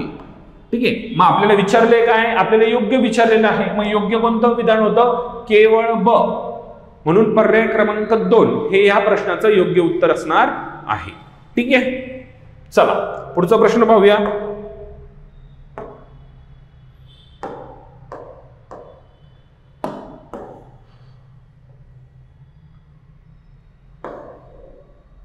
पुढचा प्रश्न आहे प्रश्न क्रमांक 46. दूरदृष्टिता या आजाराविषयी खालीलपैकी कोणती विधाने योग्य आहेत? दूरदृष्टिता आजार आहे, त्याच्या संबंधाने काही विधानं दिलेत, योग्य विधान आपल्याला ओळखायचं आहे. विधान काय दिलेलं आहे? पहिलं, जवळच्या वस्तूची प्रतिमा डोळ्याच्या पडद्याच्या मागे तयार होते. दुसरं विधान आहे, डोळ्याच्या भिंगाची अभिसरण शक्ती कमी होते. आणि तिसरं विधान आहे, बहिर्वक्र भिंग वापरून हा दोष दूर करता येतो. बघा आता दूरदृष्टिता हा जो आजार आहे याच्यामध्ये डोळ्यांना काय होतं की डोळ्यांना दूरचं चांगल्या पद्धतीने दिसतं. दुरून येणारा जो काही वस्तू असेल किंवा दूरच्या अंतरावर असणारी वस्तू ही आपल्याला उत्तमरित्या दिसू शकते, परंतु जवळची वस्तू दिसत नाही. आता याच्यामध्ये काय होत असतं, दूरवरून येणाऱ्या वस्तूचं जे काही चित्र आहे आपल्या डोळ्यांवर ते चांगल्या पद्धतीने तयार होतं, परंतु जवळच्या वस्तूचं जे काही चित्र आहे, जी काही वस्तू आहे, इमेज आहे, ती आपल्या डोळ्याची जी काही रेटिना आहे, ठीक आहे, दृष्टीपटल आहे, त्याच्या पलीकडे तयार होत असतं. म्हणजे हे जे आहे पहिलं वाक्य, जवळच्या वस्तूची प्रतिमा डोळ्याच्या पडद्याच्या मागे तयार होत असते. कोणती वस्तू आहे रे? जवळची वस्तू आहे, त्यांनी सांगितलंय जवळची वस्तू, ठीक आहे, दूरवरची नाही, जवळची आहे. मग हे वाक्य इथे योग्य ठरतंय. ठीक आहे, त्याच्यानंतर बी काय दिलेलं आहे, डोळ्याच्या भिंगाची अभिसरण शक्ती कमी झालेली होते, कमी झालेली असते. ठीक आहे, आता याची अभिसरण शक्ती म्हणजे काय? बघा आपलं भिंग कसं आहे, थोडंसं फुगीर रंग बायकॉन्वल आहे. ठीक आहे, आता त्याचं काम काय, अभिसरण करणे, बरोबर. तर याच्यामध्ये काय होत असतं, डोळ्याच्या भिंगाची अभिसरण करण्याची शक्ती कमी झालेली असते, म्हणून काय करतं, त्याची जी काही प्रतिमा आहे जवळच्या वस्तूची ही डोळ्याच्या मागे तयार होत असते. ठीक आहे, मग इथे काय कमी झालेलं आहे, अभिसरण शक्ती. अभिसरण म्हणजेच काय, कन्व्हर्जन्स. ठीक आहे, ही पॉवर त्याची कमी झालेली आहे, त्याच्यामुळे प्रतिमा डोळ्याच्या पडद्याच्या पलीकडे तयार होते. ठीक आहे, मग हे पण वाक्य इथे काय होत आहे, बरोबर ठरत आहे. त्याच्यानंतरचं तिसरं वाक्य आहे, बहिर्वक्र भिंग वापरून हा दोष दूर करता येत असतो. आता बहिर्वक्र भिंग म्हणजे कसं रे, अशा पद्धतीचं दोन्ही बाजूनी गोल असणारं भिंग. ठीक आहे, मग याच्यामध्ये काय करायचं आहे, प्रतिमा कुठे तयार होते, आता हा समजा डोळा आहे, तर डोळ्याच्या इकडे हा डोळा आहे. ठीक आहे, या डोळ्याच्या जो काही याच्या इकडे प्रतिमा तयार होते, मग ती कुठे आणायची, इकडे आणायची. इथे अभिसरण शक्ती कमी झाली. अभिसरण म्हणजे काय, कन्व्हर्जन्स, म्हणजेच काय करतं, अजून कन्व्हर्ज करायचं आहे, म्हणून काय करणार आपण, अशा पद्धतीचं बहिर्वक्र भिंग वापरणार आहे. आणि हे बरोबर काय करेल, आपली जी काही प्रतिमा आहे ते डोळ्याच्या पडद्यावर पाडण्याचा प्रयत्न करेल. त्याच्यामुळं हा जो दूरदृष्टिता हा जो आजार आहे याच्यावर आपण मात मिळवू शकतो. कशाच्या मदतीने, बहिर्वक्र हा भिंग वापरून. त्याच्यामुळे हे पण विधान इथे योग्य ठरतंय. त्याच्यामुळे आपल्याला पर्यायी उत्तर काय असणार आहे, योग्य पर्याय, पर्याय क्रमांक 4 वरीलपैकी सर्व. ठीक आहे, त्याच्यामुळं प्रश्न क्रमांक 46 याचं योग्य उत्तर काय आहे, पर्याय क्रमांक 4 वरीलपैकी सर्व ही विधानं योग्य आहेत. ठीक आहे, चला पुढचा प्रश्न काय आहे, पुढचा प्रश्न क्रमांक 47 काय आहे, प्रश्न क्रमांक 47, प्रश्न क्रमांक 47 आहे, एंडोसल्फान हे एक कीटकनाशक आहे, यामध्ये मुख्य रासायनिक स्वरूप खालीलपैकी कोणता? ठीक आहे, तर एंडोसल्फान हे काय आहे, एक कीटकनाशक म्हणून वापरलं जातं, फंगल इन्सेक्टिसाइड म्हणून, फंगल जे काही बुरशीजन्य आजार असतील त्याच्यावर कीटकनाशक म्हणून हे वापरलं जात असतं. भरपूर मोठ्या प्रमाणात एंडोसल्फान शेती क्षेत्रामध्ये वापरलं जात असतं. तर हे कोणत्या पद्धतीचं आहे, इथे दिलेलं एक ऑर्गॅनोफॉस्फेट, दुसरं आहे ऑर्गॅनोक्लोरिन, तिसरं आहे कार्बोमेट आणि चौथं आहे पायरिथ्राईड. तर एंडोसल्फान जे आहे विद्यार्थी मित्रांनो ते ऑर्गॅनोक्लोरिन ह्या प्रकारामध्ये, ह्या स्वरूपामध्ये असणारं काय आहे, कीटकनाशक आहे. त्याच्यामुळे आपले योग्य पर्याय काय आहे, पर्याय क्रमांक 2 क्लोरिन बेस. ठीक आहे, क्लोरिन बेस असणारं हे औषध आहे किंवा बुरशीनाशक आहे. ठीक आहे, त्याच्यामुळं आपला पर्याय काय ठरतो, पर्याय क्रमांक 2 हे योग्य उत्तर ठरत आहे. क्रमांक 48 काय आहे? प्रश्न क्रमांक 48 बघा. 1 ओहम प्रतिकार असलेला तांब्याचा तार लांबीने दुप्पट ताणला त्याचा नवीन प्रतिकार किती असेल? ठीक आहे. आणि 4 व्हॅल्यू दिलेल्या आहेत. 2 ओहम, 3 ओहम, 4 ओहम आणि 0.5 ओहम. तर रेजिस्टन्स, एखादा धातू आहे त्याचा रेजिस्टन्स, त्याचा लांबी, त्याचं क्षेत्रफळ याशी संबंधित हा टॉपिक आहे. आणि त्याच्यामध्ये प्रत्येक धातू असतो, त्या धातूची काय असते? एक रेजिस्टिव्हिटी असते, ठराविक कशा पद्धतीने ती कार्य करते बघूया. आता रेजिस्टन्स जो आहे तो विद्यार्थी मित्रांनो काय आहे? Directly proportional to L. लांबी, एखादा धातू असेल किंवा कंडक्टर असेल तर त्याचा जे काही क्षेत्रफळ आहे, त्याची जी काही लांबी आहे त्याच्याशी तो डिरेक्टली प्रोपोर्शनल असतो. म्हणजे रोधकता ही एखाद्या वस्तू किंवा एखादा वाहक असेल त्याच्या लांबीशी डिरेक्टली प्रोपोर्शनल असते. ठीक आहे, समानुपाती असते.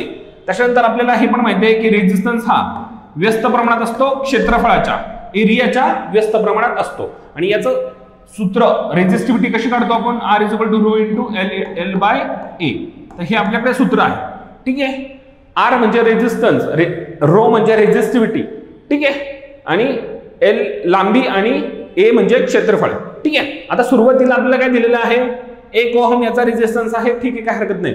सुरुवातीची कंडिशन काय आहे? नॉर्मल आहे, लेंथ आणि एरिया. ठीक आहे. त्यावेळेस रेजिस्टन्स किती आहे? 1 ओहम. ठीक आहे, ही व्हॅल्यू दिलेली आहे.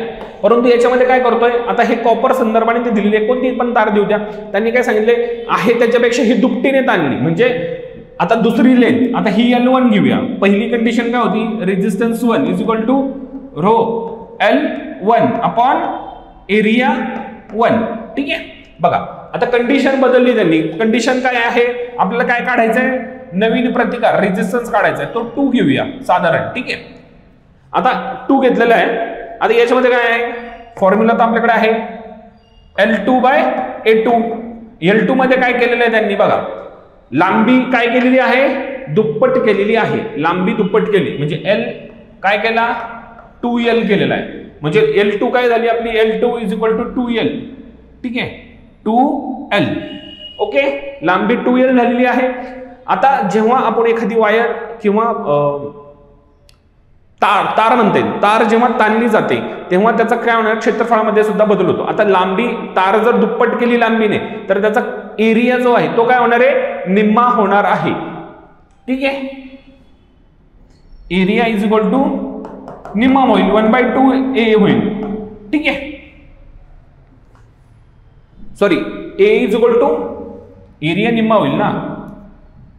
बघा, L = 2L, L2 आणि इथे एरिया 2, A/2. पूर्वीचा जो काही एरिया असणार आहे त्याच्यापेक्षा निम्मा होईल. किंवा जेव्हा ही लांबी दुप्पट केली जाईल तेव्हा ही कंडिशन इथे सॅटिस्फाय म्हणजे ही कंडिशन इथे अप्लाय होते. ठीक आहे. लांबी दुप्पट केली त्याच्यामुळे काय आला? एरिया हा अर्धा झालेला आहे. आता हा झाला तुमचा नवीन. यांची कंपॅरिझन करायची आहे. बघा आता इथे R2 याच्यामध्ये आपण काय टाकूया? ते सूत्र टाकूया. काय? रो जो आहे दिलेला आहे त्याच्यानंतर काय आहे? L2 काय दिलेलं आहे आपल्याला? 2L. आणि एरिया काय झालेला आहे? A2 किती झालेला आहे? A/2. ठीक आहे. आता रो हा 2 गेला वरती, 4L/A असा झालेला आहे. म्हणजेच हे काय होणार आहे? 4ρL/A. ठीक आहे, ही व्हॅल्यू मिळाली. आता ρL/A हे काय आहे? आपलं रेजिस्टन्स. कुठे गेलं? म्हणजे R1 आहे. ठीक आहे.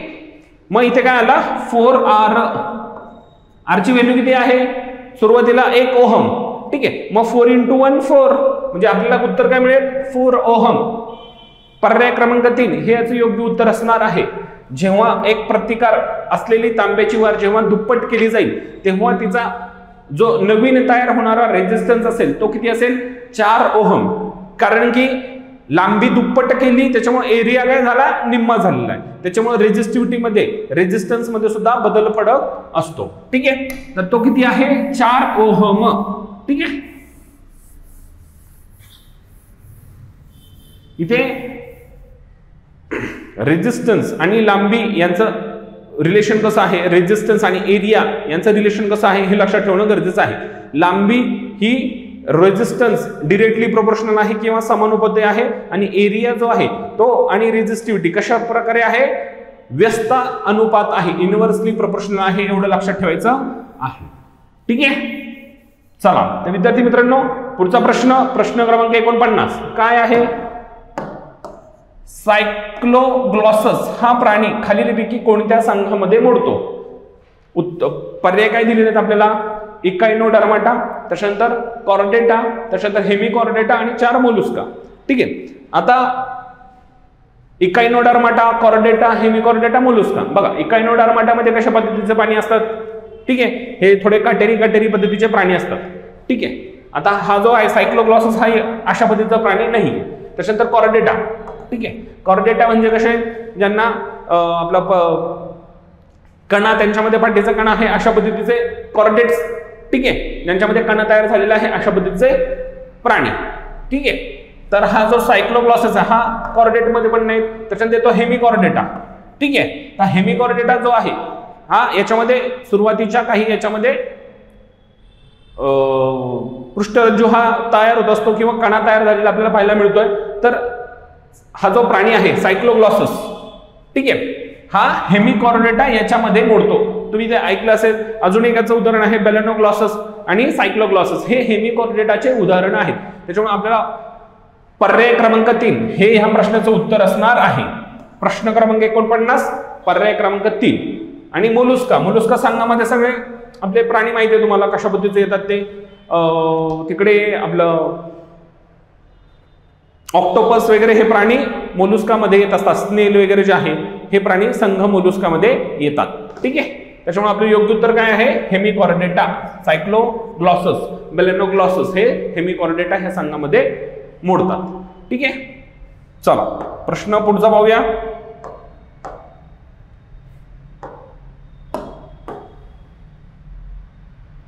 प्रश्न क्रमांक 50 काय आहे, ड्रॉसेरा वनस्पती ही खालीलपैकी कोणत्या प्रकारामध्ये मोडते. 1 स्वयंपोषित, 2 परजीवी, 3 कीटकभक्षी आणि 4 यापैकी नाही. तर ड्रॉसेरा ही जी वनस्पती विद्यार्थी मित्रांनो ही कीटकभक्षी प्रकारामध्ये मोडते. इन्सेक्टिव्हिवरस आहे ती. श्रीलंका वगैरे ह्या देशामध्ये ही आढळली जात असते.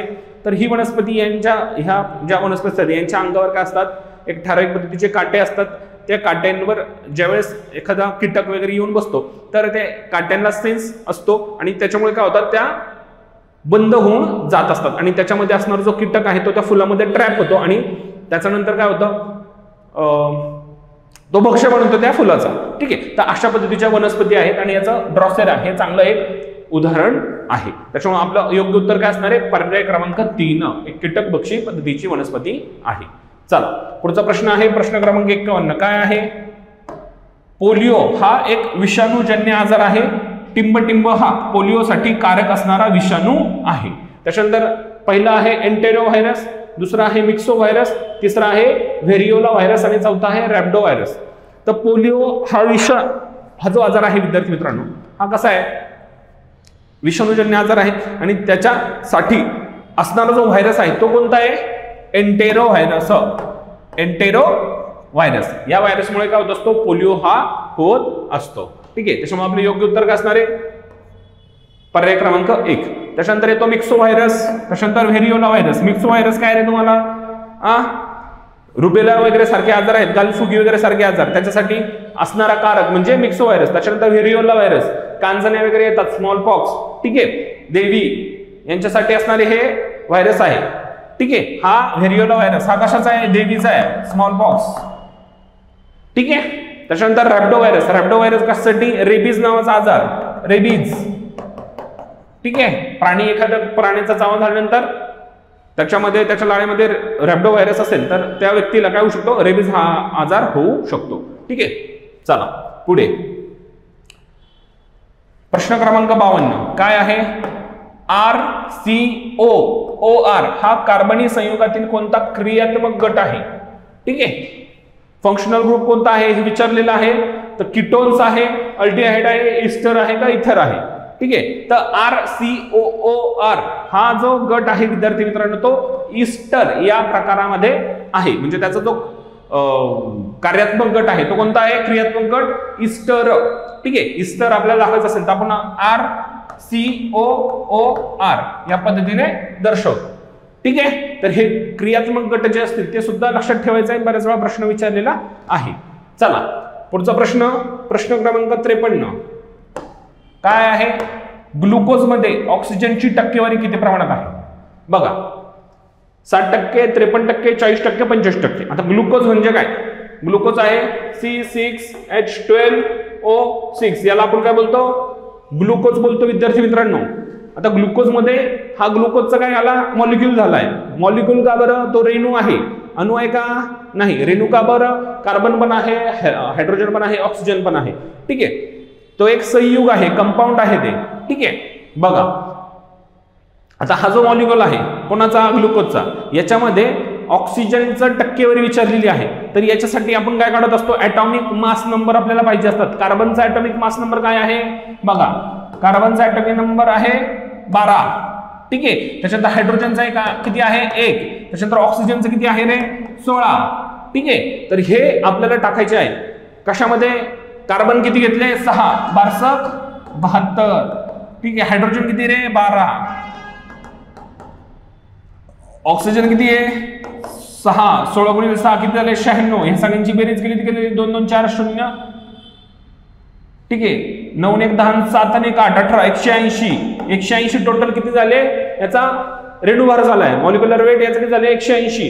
कार्बनचे 6, हायड्रोजनचे 12 आणि ऑक्सिजनचे 6. टोटल मिळून 180 झाले. 180 पैकी ऑक्सिजन किती आहे? ऑक्सिजन आहे 96. ठीक आहे. मग यांचा जेव्हा आपण गुणाकार भागाकार करू, ठीक आहे, तेव्हा किती? 180 पैकी 96 90. म्हणजे जवळपास निम्म्याच्या थोडंफार वर. म्हणजे जवळपास कोणती रे? 50%च्या वर पाहिजे थोडी व्हॅल्यू. इथे कोणती व्हॅल्यू आहे बघा? 53%. बरोबर ना? 90 गुणिले 2 180. 180च्या निम्म किती झाले? 90. इथे 96 आहे. बरोबर. मग 96 किती झाले? जवळपास 53%ची ते असलं पाहिजे. बरोबर. मग आपल्याला मिळतं उत्तर प्रश्न क्रमांक 53. याचं योग्य उत्तर काय आहे? पर्याय क्रमांक 2. 53% ही ऑक्सिजनची काय आहे? टक्केवारी. कशामध्ये? ग्लुकोजमध्ये. आलं लक्षात? Okay. Molecular weight, atomic number, atomic mass number, carbon, hydrogen, oxygen, nitrogen यांचं लक्षात ठेवणं गरजेचं आहे. त्याच्याच संबंधाने प्रश्न विचारले असतात. ठीक आहे. ग्लुकोजचं सूत्र माहित पाहिजे. तुम्हाला तिथे दिलंय का? नाही. ग्लुकोजचं सूत्र माहित पाहिजे तरच हा प्रश्न सुटू शकतो, नाहीतर नाही. ठीक आहे. चला पुढचा प्रश्न बघूया. काय आहे पुढचा प्रश्न? प्रश्न क्रमांक 54. शाकाहारी वनस्पती मेदामध्ये टिंबटिंब असते व ते कक्ष तापमानाला टिंबटिंब स्वरूपात असते. पर्याय क्रमांक दिलं असंतृप्त मेद आम्ल आणि द्रव, संतृप्त मेद आम्ल, द्रव, असंतृप्त मेद आम्ल, असंतृप्त मेद आम्ल घन आणि संतृप्त मेद आम्ल घन. बघा आता शाकाहारी वनस्पतीमध्ये फॅट्स जे आहेत, मेद कोणत्या स्वरूपात असतं? असंतृप्त मेद, अनसॅच्युरेटेड फॅटी ऍसिड स्वरूपात ते असतं. आणि ते कोणत्या स्वरूपात असतं विद्यार्थी मित्रांनो? द्रव स्वरूपात असतं. त्याच्यामुळे आपलं पर्याय क्रमांक 1 हे योग्य उत्तर असणार आहे. वनस्पती पदार्थांमध्ये अनसॅच्युरेटेड फॅटी ऍसिड्स हे कशा? द्रव स्वरूपात आढळते. ठीक आहे. द्रव स्वरूप, मीडियम त्याचं कसं असणार आहे? लिक्विड टाईप मध्ये. त्याच्यामुळं 1 हे याचा योग्य पर्याय असणार आहे. पुढचा प्रश्न आहे प्रश्न क्रमांक 55. शेवटचा प्रश्न आहे. काय आहे? एखादी वस्तू 10 मीटर पर सेकंद या प्रारंभिक वेगाने चालत 5 सेकंदात 100 मीटर अंतर पार करते, त्याचा प्रवेग किती? ठीक आहे. आपल्याला काय विचारलेलं आहे? एक बॉडी मूव्ह होतीये, त्याची सुरुवातीची जी काही व्हेलॉसिटी आहे, इनिशियल व्हेलॉसिटी ती किती आहे?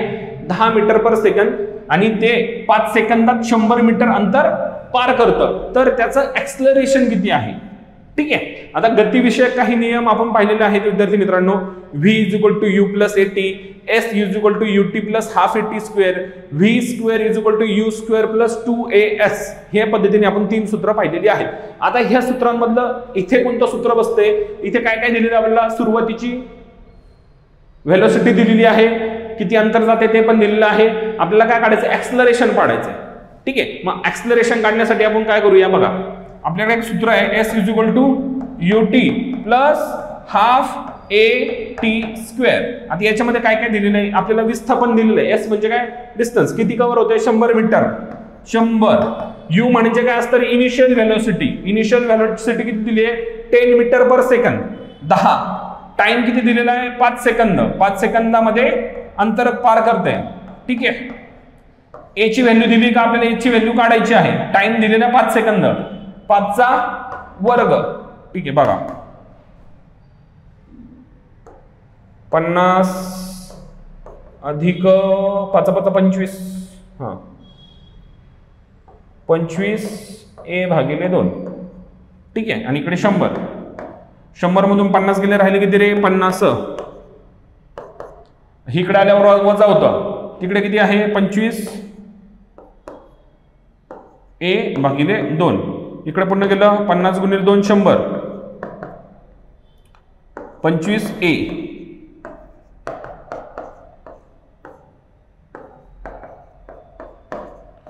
Four metre per second square म्हणजे पर्याय क्रमांक 2 हे याचं योग्य उत्तर असणार आहे. आपल्याकडे एक सूत्र आहे s ut plus half AT². याच्यामध्ये जर टाकलं तर आपल्याला काय मिळणार आहे, योग्य उत्तर मिळणार आहे. अशा पद्धतीने विद्यार्थी मित्रांनो आपले सर्व प्रश्न विज्ञानाचे कव्हर झालेले आहेत. ठीक आहे, तर थँक्यू सो मच. पुढचे आहेत तुमचे जॉग्राफीचे क्वेश्चन, भूगोलाचे क्वेश्चन होते. या ठिकाणी प्रश्न क्रमांक 56 जो आहे तिथून भूगोलाचे प्रश्न जे आहेत ते सुरू होतात. या ठिकाणी महाराष्ट्राच्या ज्या नैसर्गिक सीमा आहेत त्यांच्याबाबत वेगवेगळे जोड्या दिल्या होत्या. त्यातनं तुम्हाला चुकीची जोडी निवडायची होती. चौथी जोडी चुकीची आहे का, कारण की गाविलगड टेकड्या ह्या कुठे आहेत, महाराष्ट्राच्या उत्तर सीमेवरती स्थित आहे, अमरावती जिल्ह्यामध्ये. आणि इथं तुम्हाला आग्नेय जिल्हा दिलं होतं, म्हणून पर्याय क्रमांक 4 तुमचं उत्तर आहे, जी की चुकी जोडी आहे. बाकी वायव्येला आठवणी टेकड्या आहेत, नंदुरबार जिल्ह्यामध्ये, अगदी बरोबर आहे. तेरेखोल नदी दक्षिणेकडनं वाहते कोल्हापूर राज्यातनं, सिंधुदुर्ग बरोबर आहे. ईशान्येला दरकेसा टेकड्या आहेत, हे विधान सुद्धा बरोबर, ही जोडी सुद्धा त्या ठिकाणी बरोबर होती. पुढे बघा, पुढील विधाने विचारात घ्या. इथं तुम्हाला 2 विधानं दिली होती. महाराष्ट्रातील दळणवळण चॅप्टरवरची हे 2 विधानं आहे. नेरळ ते माथेरान या दरम्यान धावणारी मिनी रेल हा लोहमार्गाचा वेगळा प्रकार आहे. डोंगराळ प्रदेशात ही अरुंद लोहमार्गावरून चालते. पहिलं स्टेटमेंट बरोबर आहे. सह्याद्री पर्वतात तीव्र उतारामुळे तर पूर्वेकडे गडचिरोलीत दाट जंगलामुळे लोहमार्ग आढळत नाही. या ठिकाणी ए आणि बी हे दोन्ही स्टेटमेंट काय होते तर बरोबर होते. राहील लक्षामध्ये. पुढे जाऊयात प्रश्न क्रमांक 58 कडे. महाराष्ट्रातील कोकण प्राकृतिक भागाविषयी असलेल्या पुढील विधानांतून तुम्हाला चुकीचं विधान निवडायचं होतं. इथं 4 विधानं दिले होते. जनरली तुम्ही जर का महाराष्ट्राचा नकाशा बघितला तर पश्चिम घाट आणि इकडचा तुला अरबी समुद्र याच्या दरम्यानचा हा भाग आहे. त्याच्यामुळे पहिलं विधान जे आहे की कोकण हा प्राकृतिक भाग कमी उंची का, एक भाग खाली खचल्यामुळे याची निर्मिती झाली. सो पश्चिम घाटाच्या तुलनेत याची समुद्र सपाटीपासूनची उंची अगदी कमी आहे. पश्चिमेला अरबी समुद्र आहे, पूर्वेला पूर्व घाट, पश्चिम घाट आहे, अगदी बरोबर आहे. त्याच्यानंतर कोकण किनारपट्टी रिया प्रकारची आहे. रिया प्रकारची म्हणजे काय तर खडकाळ स्वरूपाची आहे. चौथं विधान जे आहे ते चुकीचं आहे की जरी हा किनारपट्टीचा भाग असला तरी सुद्धा ते सलग मैदान नाहीये, मध्ये मध्ये काही छोट्या टेकड्या तुम्हाला त्या ठिकाणी बघायला मिळतात. त्याच्यामुळे इथं स्टेटमेंट डी जे आहे किंवा विधान डी जे आहे ते चुकीचं आहे. त्याच्यामुळे ते तुमचं त्या ठिकाणी पर्याय आहे. राहील तुमच्या लक्षामध्ये. ओके, सो या ठिकाणी आपण प्रश्न क्रमांक 58 बघितला. पुढे जाऊयात प्रश्न क्रमांक 59 कडे. इथे तुम्हाला काय दिलेलं आहे तर प्रादेशिक विभाग दिलेले आहे आणि विचारलेलं की वार्षिक सरासरी पर्जन्याच्या प्रमाणानुसार उतरत्या क्रमाने मांडणी लावा. आता सगळ्यांना माहिती आहे की सगळ्यात जास्त पाऊस कुठे पडतोय, कोकणामध्ये पडतोय. मध्यम स्वरूपाचा पाऊस विदर्भात पडतो आणि अगदी कमी पाऊस जो आहे तो खानदेश आणि मराठवाड्यामध्ये पडतो. सो या ठिकाणी पर्याय क्रमांक 2 तुमचं उत्तर आहे. पुढे जाऊयात. पूर्व हिमालयातील खिंडींचा पश्चिमेकडून पूर्वेकडे योग्य क्रम ओळखा. आतापर्यंत हिमालयातल्या खिंडींवरती बऱ्याच वेळा प्रश्न विचारले गेले आणि हा तुमचा मॅप पॉइंटिंगचा क्वेश्चन या ठिकाणी होता. सो नथुला, जिलेपला, बोमडिला आणि चौकणला या प्रामुख्याने 4 खिंडी आहेत ज्या पूर्व हिमालयामध्ये सिक्कीम पासून तर अरुणाचल प्रदेश पर्यंत आपण अरेंज करतो. नकाशामध्ये यांचं लोकेशन बघून घेणे. सो प्रश्न क्रमांकाचं 60चं उत्तर आहे तुमचं पर्याय क्रमांक 3. ओके, हा पुढे जाऊयात प्रश्न क्रमांक 61 कडे. या ठिकाणी तुम्हाला गोदावरी नदीच्या ज्या उपनद्या आहेत त्यांचा क्रम विचारलेला होता. ओके, गोदावरी नदी महाराष्ट्रातल्या नाशिक जिल्ह्यामध्ये उगम पावते, त्याच्यानंतर अहिल्यानगरच्या उत्तरेकडनं कोपरगावमधनं जाते आणि पुढे जाऊन ती छत्रपती संभाजीनगर आणि अहिल्यानगरची सीमा निश्चित करते. सो सगळ्यात पहिले तिला दारणा, कादवा, त्याच्यानंतर ढोरा आणि छत्रपती संभाजीनगरमधनं खाम नदी, अहिल्यानगरमध्ये ढोरा येऊन मिळते आणि पुढे जाऊन ती छत्रपती संभाजीनगरमधनं त्याला खाम नदी येऊन मिळते. ठीक आहे. सो हा जो क्रम आहे जो तुम्हाला पर्याय क्रमांक 2 मध्ये दिलेला आहे ते याचं उत्तर आहे. पुढे बघूया, महाराष्ट्रात आढळणारा जो दगडी कोळसा आहे तो प्रामुख्याने कुठल्या प्रकारचा आहे? तो महाराष्ट्रातला दगडी कोळसा प्रामुख्याने बिटुमिनस प्रकारचा आहे. राहील लक्षामध्ये. इव्हन भारतातील जे बहुतांश थर्मल पॉवर प्लांट्स किंवा औष्णिक ऊर्जा प्रकल्प आहे त्यांच्यामध्ये बिटुमिनसच प्रकारचा काय वापरला जातो? तर दगडी कोळसा त्या ठिकाणी वापरला जातो. पुढच्या बाजूला तुम्हाला नदी काठावरील शहरं दिली आहेत आणि एका बाजूला नदी त्या ठिकाणी दिलेली आहे. या ठिकाणी जर का तुम्ही बघितलं, पांझरा नदी धुळे शहराच्या काठावरती आहे. धोम, पवनार, प्रवरा जे आहे, संगमनेर, तापी, भुसावळ. पर्याय क्रमांक 1 3, 4, 1, 2 नदी आणि काठावरची शहरं, म्हणून याचं उत्तर आहे पर्याय क्रमांक 1. पुढे जाऊयात. इथे तुम्हाला 2 विधानं दिलेली आहेत. ठीक आहे. काय म्हटलेलं आहे? सह्याद्रीच्या तुलनेत, उत्तर सह्याद्रीच्या तुलनेत दक्षिण सह्याद्रीमध्ये जास्त पाऊस पडतो. म्हणजे कुठे? सिंधुदुर्ग असेल, कोल्हापूर असेल, रत्नागिरी असेल, ठीक आहे, आणि दक्षिणेकडचा साताऱ्याचा भाग असेल, तिथं पाऊस जास्त पडतो. का? कारण की शंभू महादेव डोंगरांग जी आहे ती पश्चिम घाटाला तिथं समांतर झालेली आहे, त्याच्यामुळे वारे 2 वेळा अडवले जातात. राहील लक्षामध्ये. सो या ठिकाणी विधान अ बरोबर असून र जे आहे त्याचे अचूक विश्लेषण आहे. पर्याय क्रमांक 1 याचं उत्तर आहे. पुढे बघूयात, पुढीलपैकी कोणत्या काळातील खडक महाराष्ट्रात फारसे आढळत नाही? तर विंध्यन काळातील जे खडक आहे ते महाराष्ट्रामध्ये फारसे आढळत नाही. राहील तुमच्या लक्षामध्ये. ओके, चला. सो हे जे आपले आत्तापर्यंत जे क्वेश्चन्स आहेत ते आपण या ठिकाणी कव्हर केले आहेत. इथून पुढचे जे क्वेश्चन्स आहेत प्रश्न क्रमांक 66 पासूनचे ते तुमचे चालू घडामोडींचे प्रश्न त्या ठिकाणी आहे. आता प्रश्न क्रमांक 66 बघा. या ठिकाणी खालीलपैकी योग्य विधाने कुठली आहे? तुम्हाला योग्य विधान निवडायचं होतं. सन 2025 मध्ये शाश्वत विकास उद्दिष्टात भारताचा क्रमांक 99 आहे. हे विधान अगदी बरोबर आहे. आणि शाश्वत विकास उद्दिष्ट ही संकल्पना 2015 मध्ये अस्तित्वात आली, हे पण विधान या ठिकाणी बरोबर आहे. सो या ठिकाणी जर का बघितलं तर प्रश्न क्रमांक 66 जो आहे त्याचं उत्तर आहे पर्याय क्रमांक 3. दोन्ही विधानं या ठिकाणी बरोबर होती. पुढे जाऊयात प्रश्न क्रमांक 67 कडे.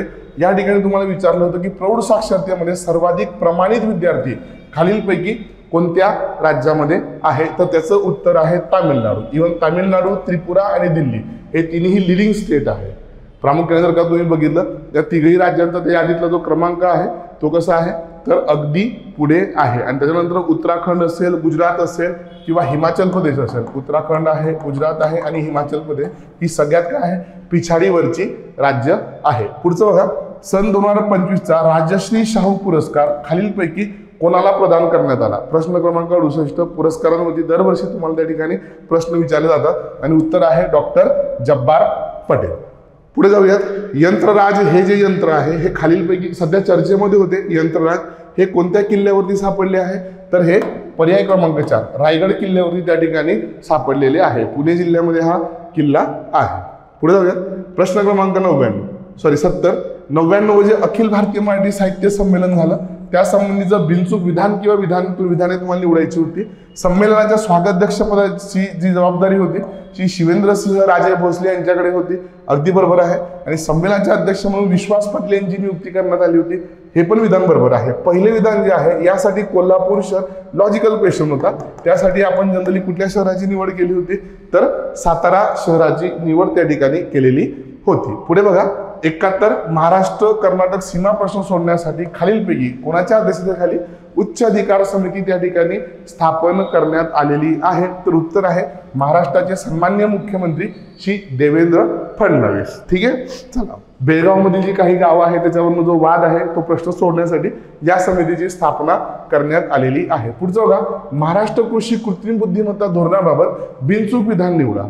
बिनचूक म्हणजे काय? तर तुम्हाला योग्य विधान या ठिकाणी निवडायचं होतं. 2025 ते 2029 या काळासाठी हे धोरण राबवलं जाणार आहे. अगदी बरोबर आहे. या धोरणाच्या अंमलबजावणीसाठी पहिल्या वर्षासाठी 500 कोटी रुपयांचा निधी, पहिल्या वर्ष नाही तर पहिल्या 3 वर्षांसाठी हा निधी उपलब्ध करून देण्यात आलेला आहे. त्याच्यामुळे जर का तुम्ही इथं बघितलं तर प्रश्न क्रमांक 72 जो आहे त्या प्रश्न क्रमांक 72चं उत्तर काय आहे?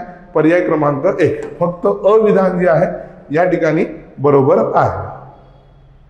पुढचं प्रश्न क्रमांक 73 बघा. जान्हवी दांगेतीबाबत योग्य विधान किंवा विधाने निवडा. बरोबर. नासाचा अभ्यास पूर्ण करणारी भारतातील पहिली भारतीय आहे. अगदी बरोबर आहे. आंध्र प्रदेशातील पल्लाकोलू या गावातील ती रहिवासी आहे. हे विधान सुद्धा या ठिकाणी बरोबर आहे. सो प्रश्न क्रमांक 73 जो आहे त्याचं उत्तर आहे या ठिकाणी पर्याय क्रमांक 3. पुढे जाऊयात प्रश्न क्रमांक 74 कडे. खालीलपैकी योग्य विधान किंवा विधाने निवडा. या ठिकाणी तुम्हाला 2 विधानं त्या ठिकाणी दिलेली आहे. रॉयल चॅलेंजर्सने 18 वर्षानंतर IPL ट्रॉफी जिंकली. हा अगदी चर्चेचा मुद्दा राहिला होता. सो या ठिकाणी जे पहिलं विधान आहे ते तुमचं अगदी बरोबर आहे. आणि त्याच्यानंतर जर का तुम्ही पुढे गेला तर या ठिकाणी काय रॉयल चॅलेंजर्सने मुंबई इंडियन्सचा पराभव केला. मुंबई इंडियन्सचा पराभव केला होता का? नाही. तर किंग्ज 11 पंजाबचा त्या ठिकाणी पराभव केला होता. त्याच्यामुळे विधान बी जे आहे ते तुमचं चुकीचं आहे. 74चं आहे या ठिकाणी उत्तर क्रमांक 1. 74 आन्सर आहे पहिलं. ओके. पुढे जाऊयात प्रश्न क्रमांक 75 कडे. सन 2025 ची जी फ्रेंच ओपन आहे तिचा जो विजेता होता कार्ल्स अल्काराज पुढीलपैकी कोणत्या देशाचा टेनिसपटू आहे? तर त्याचं उत्तर आहे स्पेन. तो स्पेनचा टेनिसपटू आहे. पुढचं आहे प्रश्न क्रमांक 76 IRIS-T-SLM ही मध्यम श्रेणीतील जमिनीवरून जमिनीवर डागली जाणारी हवाई संरक्षण प्रणाली पुढीलपैकी कोणत्या देशाने विकसित केलेली आहे? तर याचं उत्तर आहे पर्याय क्रमांक 2. ही जी प्रणाली आहे ती जर्मनीने विकसित केलेली आहे. हिची हे किती आहे? पल्ला किती आहे? 40 किलोमीटर लांब आहे. 40 किलोमीटर लांब आहे. आणि उंचीच्या बाबतीमध्ये जर का तुम्ही विचार कराल तर 20 किलोमीटर उंच आहे. 20 किलोमीटर उंच आहे. लक्षात ठेवा. जर्मनीने हे विकसित केलं आहे. पुढचं भारतातील पहिली भूऔष्णिक ऊर्जेवर आधारित जी इमारत आहे ती खालीलपैकी कुठे उभारण्यात आलेली आहे? तर याचं उत्तर आहे झाशी. झाशी कुठे आहे? मध्य प्रदेशमध्ये आहे. भूऔष्णिक ऊर्जा काय असते? जसं जसं आपण जमिनीच्या आत जातो तसं तसं तापमान वाढत जातं आणि त्या तापमानाचा वापर करून आपण काय करतो? इलेक्ट्रिसिटी जनरेट करत असतो. सो लक्षात ठेवा या ठिकाणी झाशी या ठिकाणी हा पहिला प्रोजेक्ट राबवला गेलेला आहे. प्रश्न क्रमांक 78 बघा. या ठिकाणी योग्य विधान निवडायचं आहे. आंतरराष्ट्रीय अवकाश स्थानकात जाणारे ग्रुप कॅप्टन शुभांशु शुक्ला हे पहिले भारतीय आहेत. अगदी बरोबर आहे. राकेश शर्मा सन 1984 मध्ये सोव्हिएत संघाच्या सल्फेट 7 आकाश केंद्रात गेले होते. हे पण अगदी बरोबर आहे. त्याच्यामुळे पर्याय क्रमांक 3 या ठिकाणी याचं उत्तर आहे. पुढे जाऊयात प्रश्न क्रमांक 79 कडे. खालीलपैकी कोणत्या देशातील पॉप मार्ट कंपनीने लुबुबू डॉल तयार केलेली आहे? सध्या खूप चर्चेमध्ये आहे. बरोबर का नाही? हा. सो ही जी लुबुबू डॉल आहे लहान मुलांमध्ये सध्या आकर्षणाचं केंद्र आहे. ही जी डॉल आहे ती कोणी तयार केलेली आहे? चीनने तयार केलेली आहे. आणि पुढचा प्रश्न खालीलपैकी कोणत्या देशाने सार्वजनिक धूम्रपान बंदी कायदा पारित केला आहे? तर याचं उत्तर आहे फ्रान्स. ओके. चला पुढचे क्वेश्चन जे आहे ते इतर टीचर्स घेतील. Thank you so much.